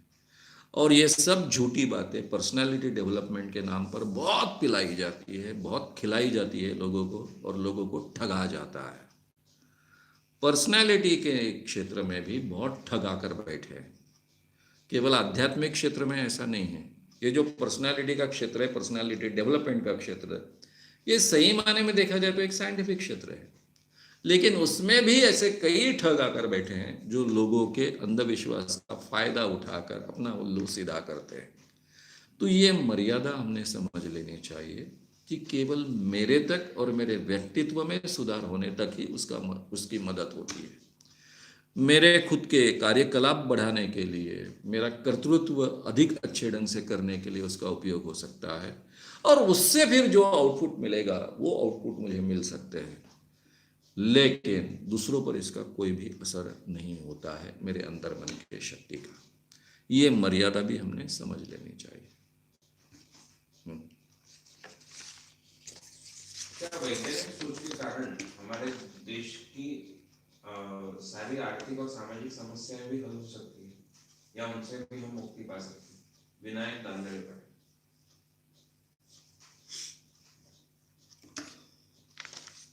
विनायक दांदड़े पाटिल, इनका सवाल ऐसा है कि क्या वैज्ञानिक सोच के कारण हमारे देश की जो भी सामाजिक समस्याएं हैं, आर्थिक समस्याएं हैं, वो पूरी तरह से हल हो सकती है? डेफिनेटली हल हो सकती है। वैज्ञानिक सोच का ही मतलब है प्रैक्टिकल सोच, सत्य सोच। तो सामाजिक समस्याएं तो बहुत जल्दी हल हो जाएगी उससे। अगर पूरे भारत के लोगों की वैज्ञानिक सोच बढ़ गई और इस देश के 90% लोग भी वैज्ञानिक सोच रखने वाले बन गए, तो सामाजिक समस्याओं में जाति व्यवस्था की समस्या तो बचेगी नहीं, क्योंकि जात ये सबसे बड़ी अंधश्रद्धा है। इसको कोई आधार नहीं है। जब ध्यान में आएगा तो वैज्ञानिक सोच वाला व्यक्ति केवल सोच नहीं रखता ना, उसको स्वीकारता है ना। वैज्ञानिक सोच का मतलब, वैज्ञानिक दृष्टिकोण का मतलब क्या होता है कि जो वैज्ञानिक तरीके से सोचता है, साइंटिफिक मेथड का उपयोग करता है, तार्किक विचार करता है, और उसके आधार पर जो सत्य उसे प्राप्त होता है, उस सत्य को वो स्वीकारता है, उसको हम कहते हैं वैज्ञानिक सोच। तो ये वैज्ञानिक सोच वाला व्यक्ति कोई जाति को महत्व दे नहीं पाएगा। अगर इस देश के 90% लोग जात को महत्व नहीं देंगे, जात को नहीं मानेंगे, तो सभी सामाजिक समस्याओं का प्रमाण कम हो जाएगा। अब रहा सवाल आर्थिक समस्याओं का। अर्थशास्त्र ये डायरेक्टली साइंस का विषय है। आज हमारे देश की अर्थव्यवस्था क्यों है, इसके बारे में सभी जानकारी हमें बहुत अच्छे ढंग से प्राप्त हो सकती है। हमारे देश के किसान क्यों आत्महत्या कर रहे हैं, इसकी बहुत अच्छे ढंग से हमें जानकारी प्राप्त हो सकती है। फिर हमारे देश के जो पढ़े लिखे लोग हैं, जो अभी 1-1 लाख रुपए पगार प्राप्त कर रहे हैं, उनकी अगर साइंटिफिक सोच बढ़ी और एक अर्थशास्त्र का ज्ञान बढ़ा, तो उनको पता चलता है कि हम ये जो किसानों का शोषण करते हैं, किसानों के उपज को जानबूझकर कम दाम देते हैं ताकि अनाज सस्ता रहे, हमारे देश की मजदूरी सस्ती रहे। मजदूरी सस्ती रहेगी तो कारखानों में काम करने के लिए सस्ते मजदूर मिलेंगे, घर में काम करने के लिए सस्ते मजदूर मिलेंगे। इस सोच के कारण हम किसानों के, जिनकी 50% इस देश में संख्या है, उनके उपज को हम कम दाम देते हैं। इसलिए मैं लाख रुपए, 2-2 लाख रुपए पगार हर महीने प्राप्त कर सकता हूं। इस बात का अगर हमें पता चलेगा और इस सत्य को हम स्वीकारेंगे, तो हम इस बात के लिए तैयार हो जाएंगे कि हमारे पगार कम होने चाहिए, किसानों को न्याय मिलना चाहिए, अर्थव्यवस्था बदलनी चाहिए। तो अगर वैज्ञानिक सोच हम प्राप्त करते हैं, तो पूरे देश में ये बदलाव हो सकते हैं। आपको क्या लगता है कि यूरोप पूरे दुनिया पर राज कैसे कर पाया? पूरे दुनिया पर राज करने वाले यूरोप में ज्यादातर लोकतंत्र एस्टेब्लिश हुआ। पूरा यूरोप 600 सालों में, 500 सालों में जमीन आसमान का बदलाव हुआ उनमें। ये वैज्ञानिक सोच मैक्सिमम लोगों ने एक्सेप्ट की, इसलिए यह संभव हुआ।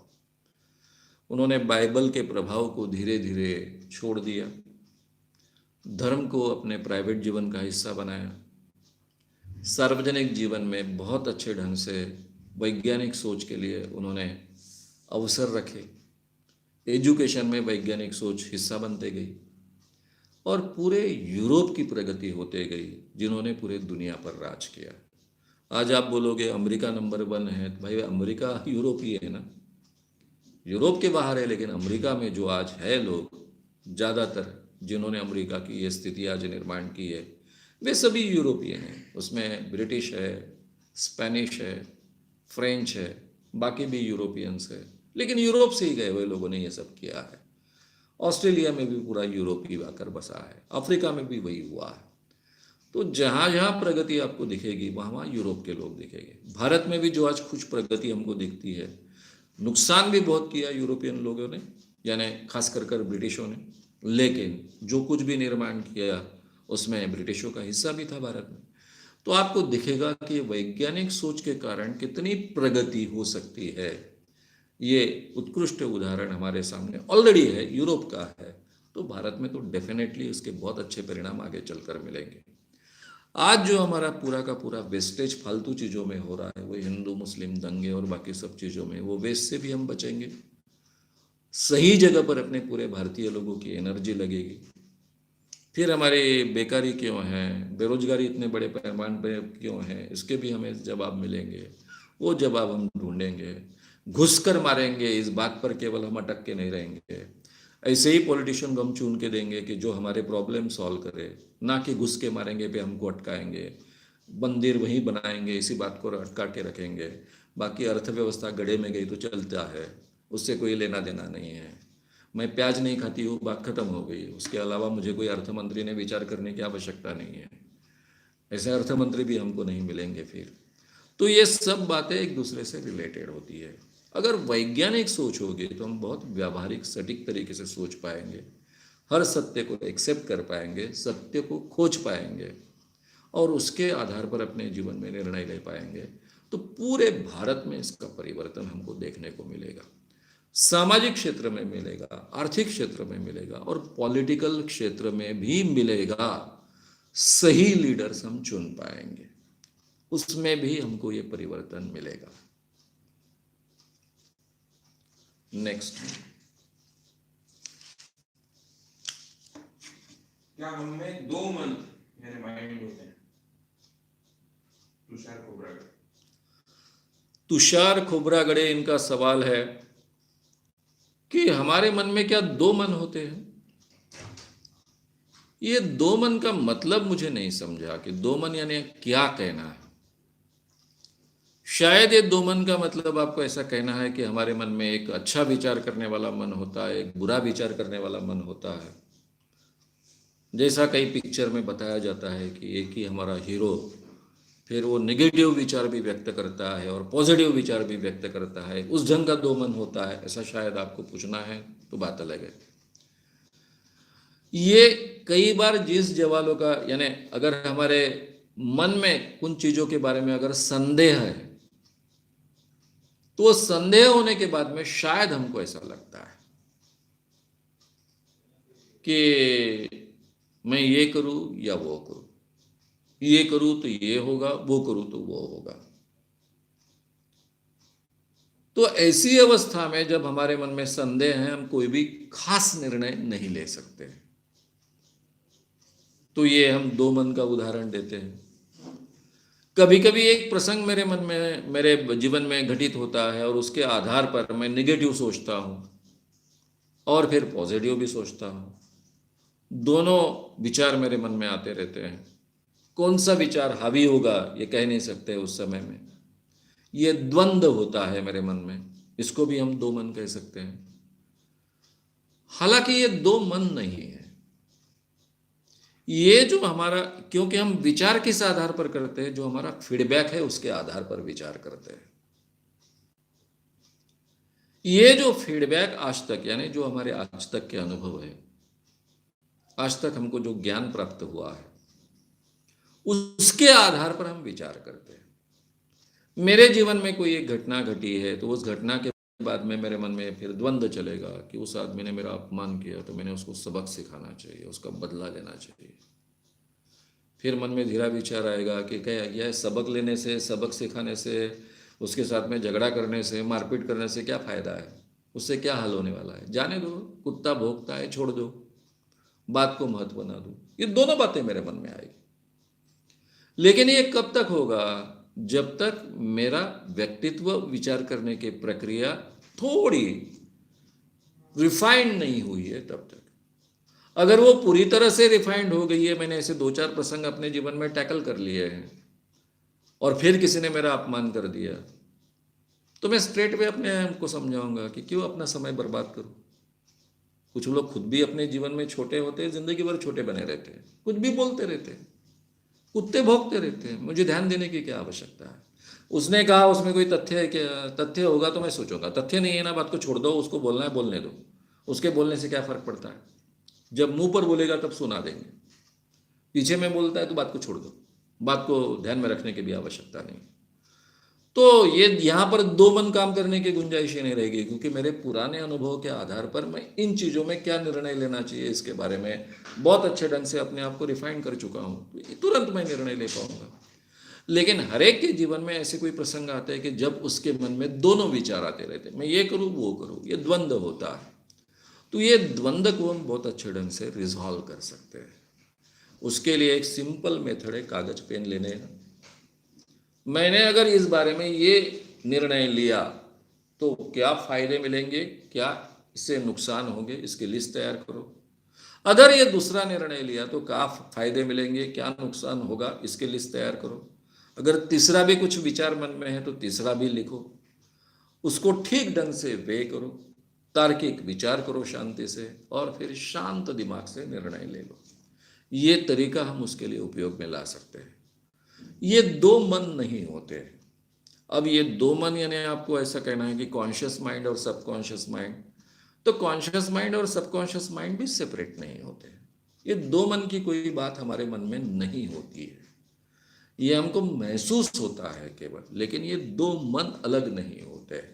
ये केवल हमारे ब्रेन का ही हिस्सा है। ये दोनों विचार जो हम करते हैं वो भी हमारे ब्रेन का ही हिस्सा होता है। पॉजिटिव विचार करते हैं वो भी ब्रेन का हिस्सा होता है, निगेटिव विचार करते हैं वो भी ब्रेन का हिस्सा होता है। और वो हमारे आदत के कारण, आज तक के हमारे संस्कारों के कारण, आज तक की जो धारणाएं उसके कारण ऐसा होता है। धीरे धीरे उसको अगर हम रिजॉल्व करते जाए, अपना व्यक्तित्व संतुलित बनाते जाए, तो ये दो मन की बातें हमारे मन में ज़्यादा नहीं आती। कभी कभी एक आध बार आती है और उसको अच्छे ढंग से टैकल किया, हैंडल किया, कि उसके बाद में ऐसी बातें फिर उस प्रसंग या उस जैसे किसी भी प्रसंग के बाद में नहीं आएगी, क्योंकि हमने पहला प्रसंग उस ढंग से हैंडल किया है, ये हम जानते हैं, इसलिए उसकी हमको चिंता नहीं होती है। तो ये दो मन नाम की, वैसे देखा जाए, जैसा आपने सवाल पूछा है, वैसे कोई भी दो मन नाम की चीज हमारे ब्रेन में नहीं होती है। आपने मैजिशियन क्लब का कई बार उल्लेख किया है, तो ये मैजिशियन क्लब का सदस्य बनने के लिए कहाँ अप्लाई कर सकते हैं, और इसकी क्या गारंटी कि मैजिक सीखने वाले इसका कोई गलत उपयोग ना करे? रवि चौहान, नवापुर। रवि चौहान नवापुर से इनका सवाल ऐसा है कि आपने मैजिक क्लब का या फिर मैजिक एसोसिएशन का बार बार उल्लेख किया है, तो ऐसे मैजिक एसोसिएशन का कोई सदस्य बन सकता है क्या, उसकी क्या प्रोसेस है? मेरा संबंध जो है वो बी प्रेमानंद कर अब्राहम कौर के, डॉक्टर अब्राहम कौर, जिनके किताबों के कारण मुझ में ये बदलाव हो पाया, क्योंकि मैं तो उनसे मिला नहीं, डॉक्टर अब्राहम कौर से कभी। तो उनके एक साथी थे बी प्रेमानंद। जब मुझ में ये बदलाव हुआ डॉक्टर अब्राहम कौर की किताबें पढ़ने के बाद, उसी के कुछ दिनों बाद, 2 साल में ही, दूसरे साल में ही, बी प्रेमानंद का एक दौरा पूना में आयोजित किया गया था, और मेरे मित्र डॉक्टर अरुण लिमय, जो हम साथ में काम करते थे, उन्होंने उसका आयोजन किया था। तो पहली बार मेरा उनका थोड़ा परिचय हुआ। बाद में मैं पुणे छोड़कर मैं नागपुर गया, नागपुर के तरुण भारत को फिर से ज्वाइन किया। पहले भी मैं तरुण भारत से जुड़ा हुआ था, और तरुण भारत में काम करते वक्त फिर ऐसी सिचुएशन पैदा हो गई कि मैंने तरुण भारत को भी छोड़ दिया। यानी तरुण भारत जिस वीकली के लिए मैं गया था, वो वीकली ही उन्होंने बंद कर दिया, क्योंकि मेरे विचारों में इतना परिवर्तन हो चुका था कि तरुण भारत को मेरे विचार सहन करना कठिन जा रहा था। और मैंने एक दिवाली अंक निकाला था यूथ का, तो वो काफ़ी उसमें कंट्रोवर्सीज तैयार हो गई, और हमारे संपादक महोदय ने तय किया कि इसको हम बंद नहीं करेंगे। तो इसलिए वो बंद करने का, यानी मुझे निकालेंगे नहीं ऐसा उन्होंने कहा, इसलिए नेचुरली वो अंक ही बंद करने का निर्णय हो गया। तो मेरी छुट्टी हो गई। तो मैंने तय किया कि मैं इस काम की शुरुआत करूँगा, अंधविश्वास के खिलाफ के काम की। और तब मैंने बी प्रेमानंद का दौरा विदर्भ में ऑलरेडी बाकी लोगों ने आयोजित किया था। वहाँ के मानवीय नास्तिक मंच कर एक संगठन था, रैशनलिस्ट एसोसिएशन संगठन था, उन्होंने उसका आयोजन किया था। वो दौरा मैंने पूरा किया। इस कारण मेरी बहुत घनिष्ठ मित्रता हुई। फिर गुजरात का दौरा हमने साथ में किया। मैं भाषण देता था, प्रेमानंद चमत्कार करते थे। फिर उनके साथ में मैं साउथ में चारों प्रांतों में दौरे के लिए गया। वहाँ मैंने भाषण नहीं दी क्योंकि वो नाटक हो जाता। मैं कोई तो भी एक भाषा में बोल रहा हूँ, दूसरा कोई तो भी उसका स्थानिक भाषा में भाषांतर कर रहा। लेकिन मुझे इनके काम का फील लेना था, तो 4 महीने में उनके साथ में पूरे चारों प्रांतों में साउथ में घूमा। उन दिनों में उनके एक भाई जादूगर थे। अब ये मेरे काम की शुरुआत है, 1983 की बात है। तो उन भाई ने मुझे सुझाया कि भाई आपको अगर इस क्षेत्र में काम करना है तो प्रेमानंद का ऐसा हुआ कि वो हमारे भाई है, तो वो सब जानते हैं ये चमत्कार वगैरह सब कैसे किए जा सकते हैं, क्योंकि जादू की सभी ट्रिक्स वो जानते हैं। तो आपको भी ये सीखनी चाहिए, आपने कभी मैजिक ट्रिक्स सीखी नहीं है। हाँ, मैं सीखना चाहूँगा। अब मैं बहुत समय रहता था, मैं घूम रहा था इन लोगों के साथ में, लेकिन मुझे कोई भाषण नहीं देना था, तो नेचुरली मेरे पास समय ही समय रहता था। तो मैंने कहा मुझे सीखनी है। बोले ऐसे नहीं सिखाते हम, इसके लिए आपको हमारे ऑर्गेनाइजेशन का, एसोसिएशन का सदस्य बनना पड़ेगा। मैंने बोला बन जाता हूँ। अब उसमें दिक्कत ऐसी थी, मेरे पास पैसे कम थे, तो आधे पैसे तो उन्होंने ही डाल दिए थे अपने जेब से, आधे पैसे मैंने दिए थे। ऐसा करके उन्होंने मुझे सदस्य बना दिया। और फिर उसके बाद में उन्होंने बहुत जानकारी मुझे मैजिक ट्रिक्स की दी। सदस्य बनते वक्त ये करीबन शपथ लेनी होती है, जैसे डॉक्टर शपथ लेते हैं व्यवसाय करने के समय में, हिप्पोक्रेटस की शपथ कहा जाता है उसको। वैसे मैजिशियन की एक शपथ होती है कि मैं ये ट्रिक्स को कभी भी उजागर नहीं करूंगा। और ये साउथ इंडियन जो इनका एसोसिएशन था ये मैजिक का, ये एसोसिएशन में उसके साथ में दूसरी भी चीज उन्होंने जोड़ दी थी कि मैं लोगों को कभी ठगूंगा नहीं। मैं मेरे कला का प्रदर्शन करूंगा और उसी का बाकायदा मानधन लूंगा, लेकिन कभी ठगूंगा नहीं। ये दो उसमें शपथ थी। फिर मैंने उनको ज्वाइन किया। उन्होंने काफ़ी मुझे ट्रिक समझाई, सिखाई। उनके अलग अलग चमत्कार करने के जो साधन होते हैं, वो साधन बेचते भी थे वे। वो साधन में उन्होंने मुझे दिखाए, समझाए, कैसे तैयार किए जाते हैं, यहाँ से सब बातें। इसलिए मुझे ये मैजिक की बहुत बारीकियाँ पता चली। अब मेरा संबंध ही वो साउथ इंडियन एसोसिएशन से आने के कारण मैं केवल पूरे जीवन में 2 या 3 में शायद मैं उनके अधिवेशन में गया हूँ। फिर बाद में 90 के बाद में तो कहीं गया भी नहीं मुझे, क्योंकि मुझे एक बार जो जानकारी प्राप्त करनी थी वो हो चुकी थी। उसके बाद मुझे जाने की ज़रूरत महसूस नहीं हुई, और उसके बाद में उन लोगों से मेरे कॉन्ट्रैक्ट भी नहीं रहे। तो ये मैजिशियंस का एसोसिएशंस होते हैं, ऑर्गेनाइजेशंस होते हैं। महाराष्ट्र में भी शायद होगा, आप उसकी जानकारी निकालिए, शायद आपको किसी मैजिशियन के तरफ से इसका पता चलेगा। वो केवल जो ट्रिक्स होती है वो ट्रिक्स मैजिशियंस को ही बताते हैं, और उसके साथ में एक शर्त होती है कि आपने अपनी मैजिक ट्रिक को लोगों को, आम इंसान को नहीं बताना है। एक बार आप बताना शुरू करोगे और कोई प्रोग्राम है, उस प्रोग्राम में समझो 500 लोग आए हैं, 500 लोगों में 100 लोगों को अगर वो ट्रिक का पता होगा, तो मैजिशियन की ट्रिक कैसे सक्सेस होगी। तो नेचुरली ये गुप्तता की शपथ लेनी पड़ती है, ये गुप्तता अमल में लानी पड़ती है। लेकिन हर मैजिक का दूसरा एक नियम है, कम से कम ये साउथ इंडियन मैजिशियंस का नियम था कि एक ट्रिक लोगों को समझाते बताए कि भाई ये ट्रिक्स होती है। तो हमेशा ये ट्रिक बताई जाती। जैसे पीसी सरकार थे, पीसी सरकार के प्रोग्राम में वो एक चेन नहीं रहती थी, हमको दिखता था वो एक उस पर कपड़ा लपेटा है, ऐसी एक लकड़ी है, ये लकड़ी सीधी होती है और उसका सांप जैसा फिर ऐसा एकदम से वो हो जाती है। तो फिर वो बताते थे कि ये सांप जैसी क्यों हो गई, इतनी टाइट लकड़ी एकदम से ऐसे झुक के मुड़ कैसे गई, तो लकड़ी कैसे मुड़ेगी। तो ये लकड़ी के कलर का कपड़ा साइकिल के चेन पर चढ़ाया है। चेन जब उल्टी दिशा में होती है तो स्ट्रेट होती है, उसको आप कितना भी झुकाने का प्रयास करेंगे तो भी झुकेगी नहीं, टूटेगी लेकिन झुकेगी नहीं। लेकिन वही अगर मोड़ दो और जिस तरफ से साइकिल घूमती है, साइकिल के यानी चक्के पर वो घूमती है, उस समय उस तरफ उसको अगर मोड़ दो तो पूरी की पूरी चेन नीचे आ जाती है, सांप जैसी हो जाती है। तो ये वो पीसी सरकार, जूनियर पीसी सरकार अपने प्रोग्राम में कर बताते थे। तो हर मैजिशियन अपने प्रोग्राम में कम से कम एक ट्रिक लोगों को समझे इस ढंग से बताता है। ये उनका नियम है। वो ऐसा कहते नहीं है कि ये ट्रिक्स नहीं है, ये सब कुछ झूठी बातें हैं, ऐसा वो कहते नहीं हैं, लेकिन वो बताते हैं। तो इस ढंग से ये बातें हैं। तो आप अगर किसी मैजिशियन के मदद से ये करना चाहते हो तो कर सकते हो। उसको आपको जानकारी प्राप्त करना पड़ेगी और फिर उस एसोसिएशन के क्या नियम हैं उसके आधार पर आपको प्रवेश देते हैं नहीं देते हैं, उनकी क्या शर्तें हैं, इसके अनुसार आपको निर्णय लेना पड़ेगा। और आईआईटी, एनआईटी जैसे संस्थानों में आजकल स्पिरिचुअलिटी से रिलेटेड वर्कशॉप या सेमिनार लिए जाते हैं। क्या ये सही है? इससे फायदा होगा या नुकसान होगा? द इंडियन फिल्म्स नाम की अकाउंट से आईआईटी, एनआईटी जैसे संस्थानों में आजकल स्पिरिचुअलिटी से रिलेटेड वर्कशॉप या सेमिनार लेना शुरू हुआ है। क्या ये सही है?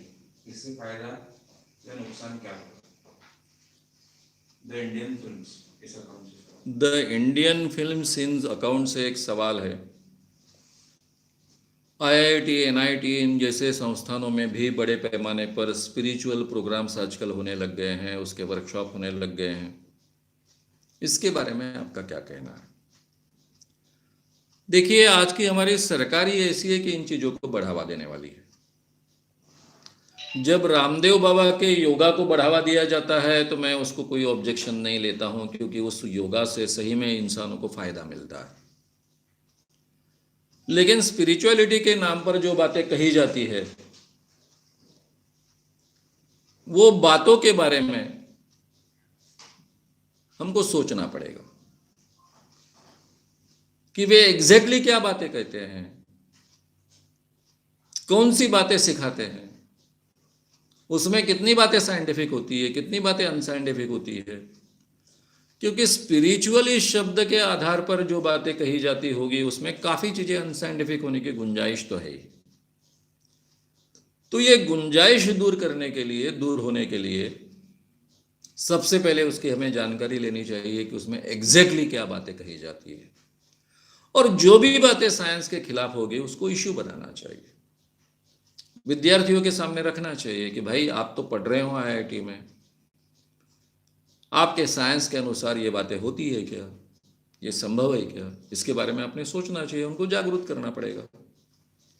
अब जब हम इस ढंग की सरकार चुन के देंगे तो ऐसा होगा ही। हालांकि जब अटल बिहारी वाजपेयी जी की सरकार थी तो मुरली मनोहर जोशी ने, उनके तरफ एजुकेशन था, तो उन्होंने भारत में हर विद्यापीठ में ज्योतिष शास्त्र की पढ़ाई शुरू कर दी थी। केवल ज्योतिष शास्त्र नहीं, तो उसके साथ में उन्होंने पुरोहित बनाने के भी अभ्यासक्रम शुरू कर दिए थे। अब महाराष्ट्र ने नहीं शुरू किए ये, ना पुरोहित के अभ्यासक्रम शुरू किए किसी यूनिवर्सिटी ने, ना ही ज्योतिष शास्त्र के शुरू किए। नागपुर विदर्भ ने, नागपुर यूनिवर्सिटी ने ये प्रयास किया था, तो हमने उसके खिलाफ बहुत बड़ा आंदोलन शुरू किया, उनको ये निर्णय रद्द करना पड़ा। महाराष्ट्र में नहीं शुरू हुआ, लेकिन कई प्रांतों में इस ढंग के अभ्यासक्रम शुरू हो गए। तो जब सरकार इस विचारों की आती है जिनका साइंस से कोई लेना देना नहीं है, राफेल का भी स्वागत नींबू मिर्ची लगाकर करने वाले लोग हैं और उसका समर्थन करने वाले लोग हैं, तो फिर कुछ भी कर सकते हैं। तो काफ़ी अनसाइंटिफिक बातें साइंटिफिक संस्थानों में भी की जा सकती है, सिखाई जा सकती है, और उसके लिए हमको जागरूक रहकर वो जानकारी निकाल कर सच्चाई हमको सामने लाने की आवश्यकता है, और वो काम हमने करना चाहिए। नेक्स्ट, एक भाजपा के एमपी ने अभी लोकसभा में ये बोला कि संस्कृत बोलने से मधुमेह की बीमारी नहीं होती या बीमारी ठीक हो जाती, तो क्या ऐसा सच में हो सकता है? अजय शिंदे इन्होंने सवाल पूछा है कि बीजेपी जो एमपी है गणेश सिंह, बीजेपी के जो एमपी है गणेश सिंह, उन्होंने ऐसा कहा, लोकसभा में कहा कि संस्कृत का जिनको ज्ञान है, संस्कृत का जो ज्ञान प्राप्त करते हैं उनको मधुमेह नहीं होता है, बरोबर? तो ये क्या सच्चाई है क्या? तो मुझे तो इस बात पर केवल हंसी आ रही है और कुछ भी नहीं है। संस्कृत के ज्ञान का, संस्कृत के अध्ययन का और मधुमेह का क्या संबंध है? डायबिटीज का इस बात से कोई संबंध ही नहीं है।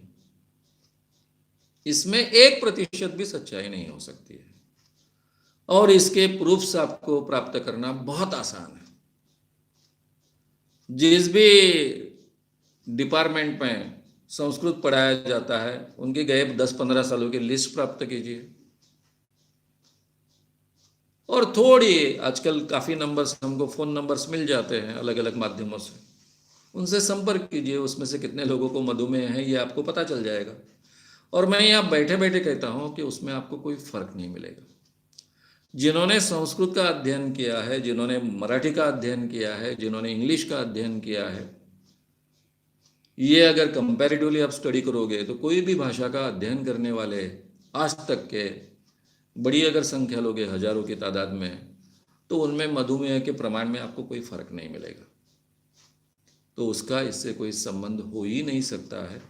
और ऐसी इलॉजिकल, इरेशनल बातें अगर कोई भाजपा के एमपी कहते हैं तो उसके बारे में हमको अचरज नहीं लगना चाहिए, क्योंकि हमने नहीं भूलना चाहिए कि हम फ्रांस में जाकर राफेल जैसे आधुनिक एरोप्लेन का स्वागत नींबू मिर्ची से करने वाले जो लोग हैं वो कुछ भी बोल सकते हैं, कुछ भी कर सकते हैं। जहाँ जिस देश के प्रधानमंत्री कहते हैं कि हम सर्जरी में बहुत प्रगत थे, क्योंकि उस जमाने में हमने सर्जरी की थी गणपति और इंसान की, ये बात कहते हैं। इतना ही नहीं तो कई दावे करते हैं कि महाभारत में रामायण था, यानी महाभारत में विमान विद्या थी, विमान अवेलेबल था। तो ऐसे दावे करने वाले लोग कुछ भी बोलेंगे, वो बोलने का उनका अधिकार है, क्योंकि लोकतंत्र ने अधिकार उनको दिया है। मंत्री के साथ में या फिर एमपी बनने के साथ में जो जिम्मेदारी आती है वो स्वीकारने की आवश्यकता है नहीं है, ये उन पर निर्भर होता है। तो नेचुरली उनके बोलने को आपने महत्व नहीं देना चाहिए। क्या सच्चाई है, क्या सच्चाई नहीं है, ढूंढनी चाहिए। और कम से कम संस्कृत अध्ययन के आधार पर यह फर्क नहीं हो सकता है।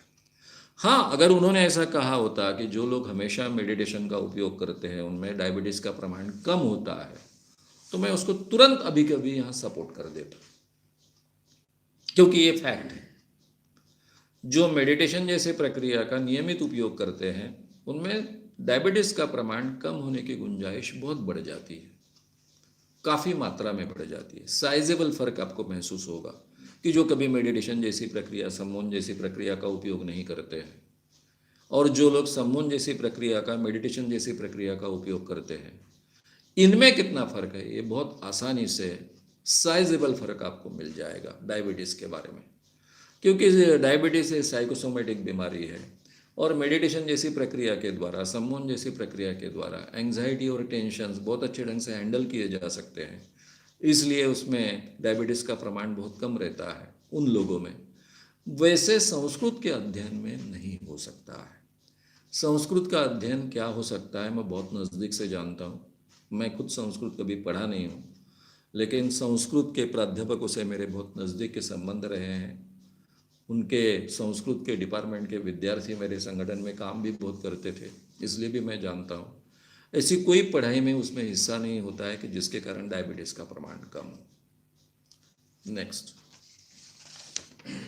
अगर सारे लोग सजेशन स्वीकारते हैं, तो अगर मैंने खुद को ऐसा सजेशन दिया कि मेरी सजेशन स्वीकार करने की कैपेसिटी बढ़ती जा रही है, तो क्या इसका मुझे फायदा होगा और किस तरह से फायदा होगा? बालू दरले इन्होंने सवाल पूछा है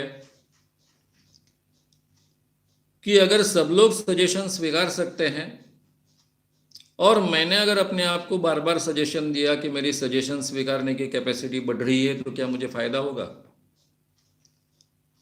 डेफिनेटली आपकी सजेशन स्वीकारने की कैपेसिटी बढ़ते जाएगी, लेकिन उसको कोई ना कोई लिमिट होती है। यानी अमर्याद बढ़ेगी ऐसा नहीं।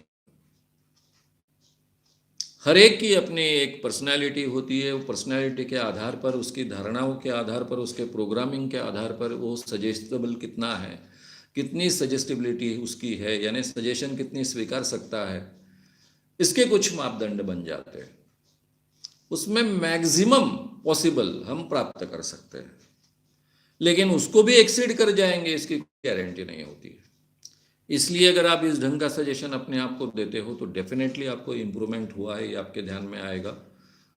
पहले आप अपने आप को सजेशन देते थे और ऐसे सजेशन देने की शुरुआत करने के बाद में आप सजेशन दे रहे हो तो पहले से ज़्यादा आपके सजेशन इफेक्टिवली अमल में आते हैं, ये आपके ध्यान में आएगा, इतना तो डेफिनेटली होगा, तो इसलिए आपको उपयोग हो सकता है। नेक्स्ट,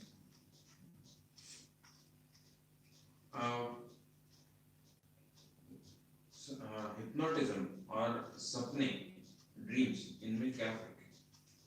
इन दो अवस्थाओं में क्या फर्क है? ब्रजेश सोलंकी डोंबिवली से। ब्रजेश सोलंकी डोंबिवली से इन्होंने सवाल पूछा कि हिप्नोसिस और सपने, इन दोनों अवस्थाओं में क्या फर्क है?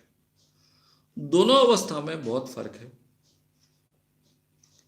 जैसा कि हम जब सम्मोहन की अवस्था में होते हैं तो रिलैक्स रिदम की अवस्था में होते हैं, यानी ईईजी की भाषा में अगर बात करनी है, इलेक्ट्रोएन्सेफेलोग्राम, हमारे ब्रेन में जो इलेक्ट्रिकल वेव्स निर्माण होती है उसको जांचना, इसको हम कहते हैं ईईजी लेना, ईईजी जांचना। तो हम जब सम्मोहन की अवस्था में होते हैं तो इसका हमारा ब्रेन का जो पैटर्न होता है ईईजी का वो 8 से 12 साइकिल्स पर सेकंड होता है, जिसको हम अल्फा रिदम कहते हैं। जब हम सोते हैं तो सोने में हमारे सोने का जो पैटर्न होता है वो होता है 7 से 4 साइकिल्स पर सेकंड, जिसको हम कहते हैं थीटा रिदम। और बहुत गहरी नींद में जब हम होते हैं तब हमारे सपनों का तब हमारे नींद का पैटर्न होता है 3 से 1 साइकिल पर सेकंड, इसको हम डेल्टा रिदम कहते हैं। सर्वसाधारणतः 1.5 घंटे की हमारी नींद होने के बाद में हमको सपने पड़ना शुरू होते हैं। हर 1.5 घंटे के साइकिल के बाद में 10 मिनट से लेकर 50 मिनट तक हमको सपने पड़ते हैं। अभी इस समय हम कौन सी अवस्था में हो सकते हैं? हम आइदर थीटा अवस्था में हो सकते हैं या डेल्टा अवस्था में हो सकते हैं। थीटा में रहेंगे तो 7 से 4 साइकिल्स पर सेकंड रहेगा, डेल्टा में रहेंगे तो 3 से 1 साइकिल पर सेकंड रहेगा।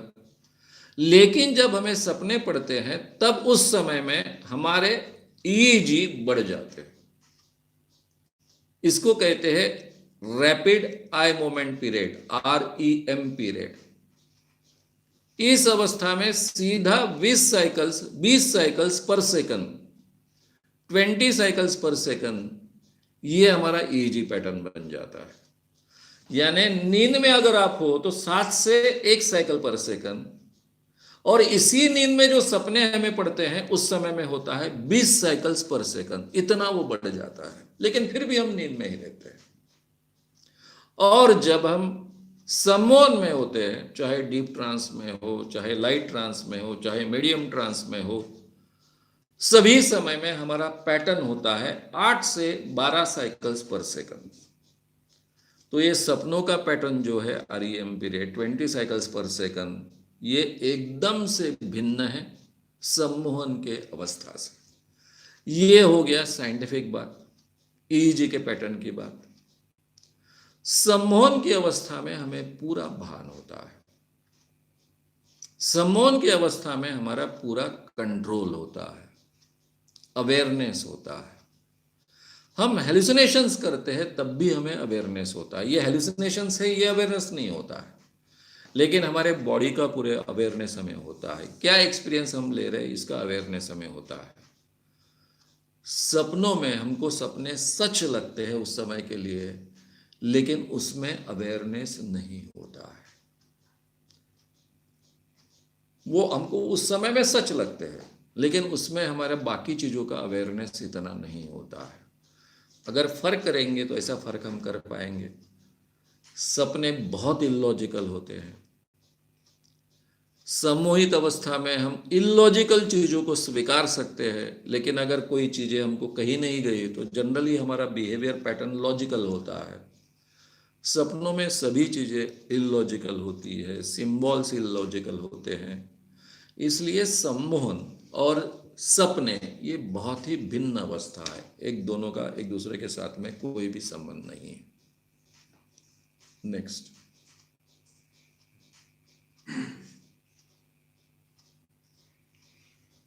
एटीट्यूड किसे कहते हैं, एटीट्यूड कैसे बनता है और इसके क्या बेनिफिट होते हैं? हेमराज जलूथारिया, जयपुर राजस्थान। हेमराज जलूथारिया, जलूथारिया, जयपुर राजस्थान। जयपुर राजस्थान। इन्होंने सवाल पूछा है कि ये एटीट्यूड्स नाम की जो चीज होती है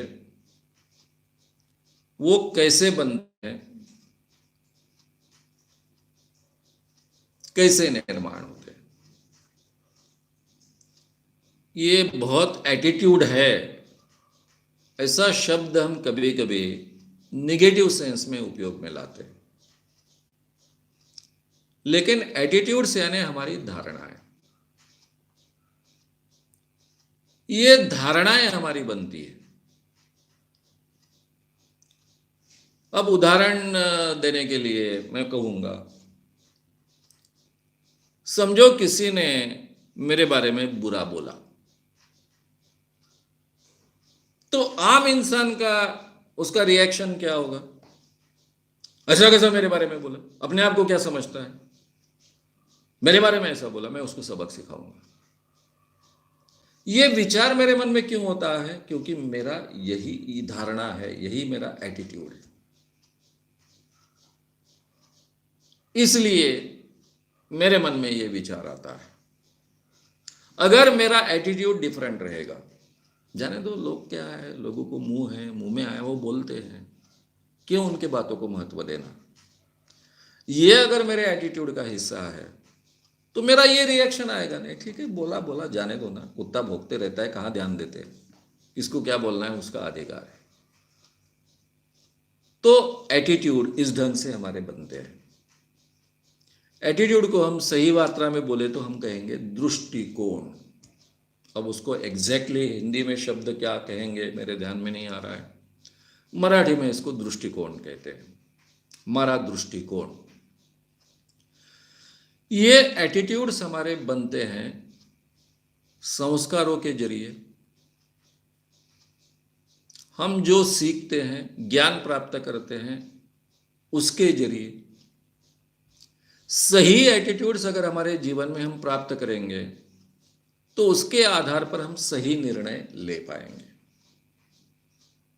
सही बिहेवियर कर पाएंगे, सही विचार कर पाएंगे।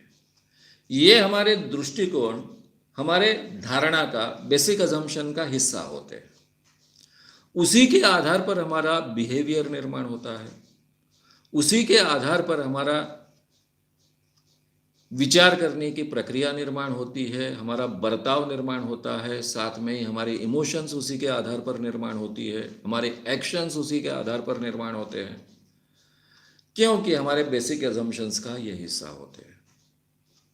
इसलिए जब भी हम अपने में बदलाव करना चाहते हैं, अपने आप के कई चीज़ों में बदलाव करना चाहते हैं, हम क्या बदलाव करना चाहेंगे अपने आप में? हमारे बिहेवियर में बदलाव करना चाहेंगे, हमारे विचारों में बदलाव करना चाहेंगे, हमारे एक्शंस जो होते हैं वो अगर गलत हो रहे हैं तो उसको सुधारना हम चाहेंगे, हमारी भावनाएं अगर गलत ढंग से प्रकट हो रही हैं, गलत ढंग से हम महसूस कर रहे हैं तो उसको हम सुधारना चाहेंगे। ये सभी चीज़ें सुधारने के लिए हमें राइट एटीट्यूड स्वीकारने पड़ते हैं। हमारे गलत दृष्टिकोण है, एटीट्यूड्स है, उसको हमको छोड़ देना पड़ता है। जैसा मैंने पहले उदाहरण लिया था कि कोई मेरे बारे में बुरा बोला तो एकदम से मेरी प्रतिक्रिया, ऐसा कैसा बोला, अपने आप को क्या समझता है, मैं उसको सबक सिखाऊंगा।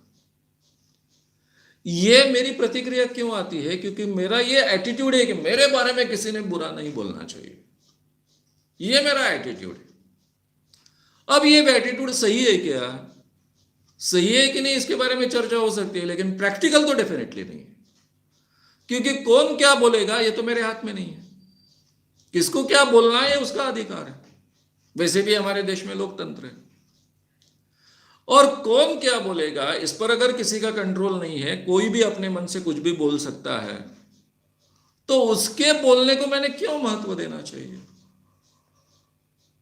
उसके बोलने को महत्व दूंगा तो मेरा जीवन तो दुभर हो जाएगा।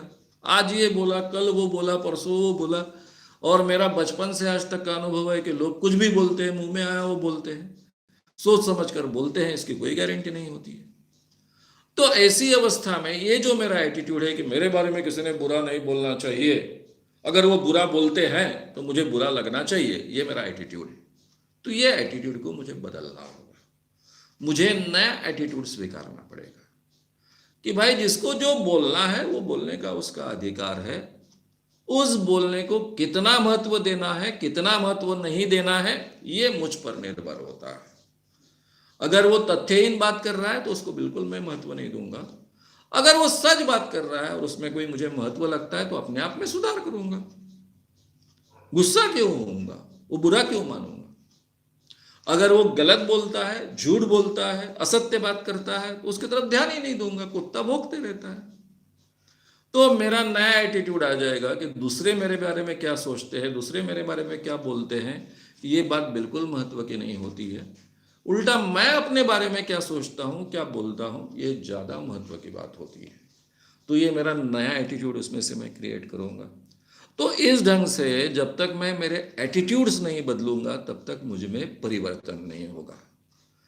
ना मेरी एक्शंस बदलेगी, ना मेरी भावनाएं बदलेगी, ना मेरे विचार करने की प्रक्रिया बदलेगी। तो ये हमारे जो दृष्टिकोण है, एटीट्यूड्स है, ये हमारे बेसिक अजम्पशन का बहुत महत्व का हिस्सा होते हैं। ये आपने पूछा था कैसे बनते हैं, बहुत कॉम्प्लिकेटेड तरीके से बनते हैं।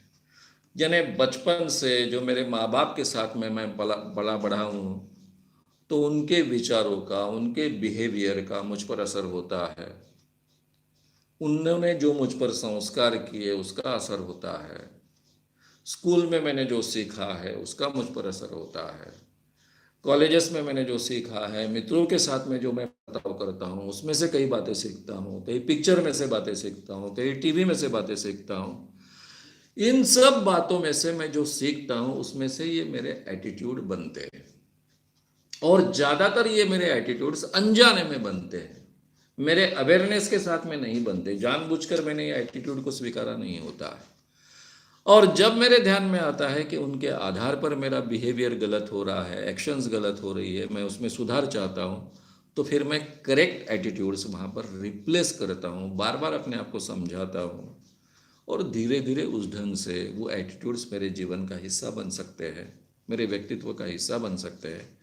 और राइट और पॉजिटिव एटीट्यूड मैंने पूरी तरह से अपने आप में एक्सेप्ट किए तो मेरा व्यक्तित्व पॉजिटिव बनता है, ज़्यादा रिच बनता है, ज़्यादा अच्छा बनता है। तो ये पूरी की पूरी वो प्रोसेस है। नेक्स्ट, जो होता है वो अच्छे के लिए होता है, क्या ये सच है? और अगर ऐसा, क्या ये मानना पर्सनालिटी के लिए सही है?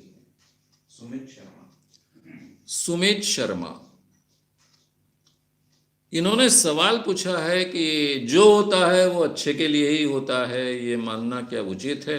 ये पर्सनैलिटी डेवलपमेंट के लिए या फिर पर्सनैलिटी के लिए अच्छी बात है? ये हमारे अंधविश्वासी प्रक्रिया में से आई बात है। जो होता है वो अच्छे के लिए ही होता है। भगवान जो भी करता है सोच समझकर अच्छा ही करता है, उसमें का ये हिस्सा है। जो होता है वो अच्छा ही होता है, ये मानना पर्सनैलिटी के लिए अच्छी बात नहीं है। उल्टा ये मानना चाहिए कि जो हुआ सो हुआ, उसको मैं बदल नहीं सकता।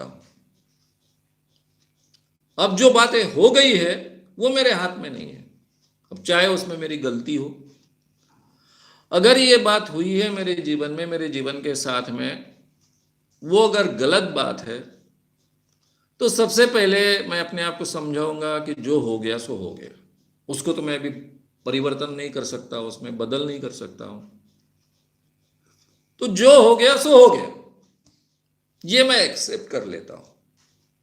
और पहले स्टेप में मैंने इसको एक्सेप्ट करना है। अब फिर मेरा एनालिसिस शुरू हो जाता है। अब जो हुआ उसमें मेरी कोई गलती थी क्या?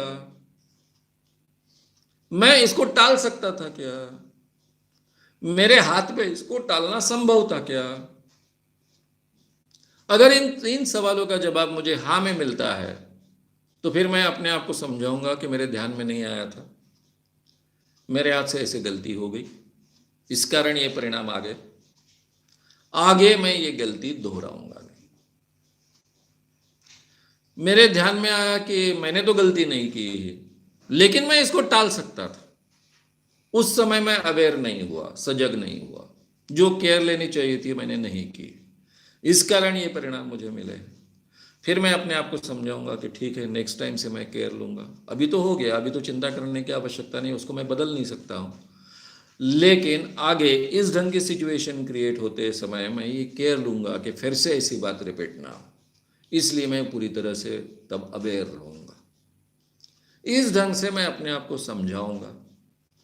अगर मेरे ध्यान में आया कि मेरे हाथ में कुछ नहीं है, मेरे क्षमता के बाहर की चीज थी, बाकी लोगों ने ऐसा निर्णय लिया और उन्होंने ऐसा निर्णय लेने के कारण उसके परिणाम मुझे अभी भुगतने पड़ रहे हैं। उदाहरण के तौर पर समझो, नोटाबंदी शुरू हुई इस देश में। अब नोटबंदी लाई हमारे मोदी सरकार ने, अब उसका परिणाम मेरे व्यवसाय पर हुआ, उस कारण मेरा व्यवसाय अभी बंद करने की नौबत आ गई है। तो इसमें तो मैं कुछ नहीं कर सकता हूं। ज्यादा से ज्यादा अगले टाइम में मैं इलेक्शन में वोट देते वक्त विचार करूंगा, लेकिन मेरे अकेले के वोट से तो कोई सरकार बदलने वाली है नहीं, फिर भी विचार करूंगा, उतना ही मेरे हाथ में है। जो है मुझे एक्सेप्ट करना चाहिए और अब मैंने आगे जाना चाहिए। तो आगे जाने के लिए मुझे क्या करना पड़ेगा? जो हुआ सो हुआ, जिसके उसके जो परिणाम हो गए उसके परिणाम को भुगतने के लिए मैं तैयार हूं, और फिर इसमें से मार्ग निकालने के लिए, पॉजिटिव तरीके से आगे जाने के लिए क्या उपलब्ध मार्ग है वो मैं पकड़ूं और आगे चलूं, और उस राह में मैं चलते रहूं। ये मैं अपने आप को समझाऊंगा, आगे बढ़ूंगा। तो जो हुआ सो अच्छा हुआ ऐसा कभी नहीं मानना चाहिए। जो हुआ सो हुआ, वो मैं बदल नहीं सकता, लेकिन इन चीजों को टालने के लिए जितना मेरे पास संभवता है उस संभवता का मैं उपयोग करूंगा और आगे चलकर ये गलतियों को टालूंगा। या फिर मेरी गलती नहीं है और भी दूसरी कोई बातें होती है मेरे कंट्रोल के बाहर की बातें, तो उनको टालने की कोशिश करूंगा। इसके बावजूद कुछ गलत बातें मेरे जीवन में होगी तो ठीक है, होता है, उसको स्वीकारते आगे चलते जाऊंगा। ये एटीट्यूड लेना ज्यादा प्रैक्टिकल है, ज्यादा प्रैग्मेटिक है, ज्यादा रैशनल है और ज़्यादा पॉजिटिव है। जो हुआ, जो होता है वो अच्छे के लिए होता है, ये मानना, ये एक पराभूत मनोवृत्ति का लक्षण है और अंधविश्वासी मानसिकता का भी लक्षण है।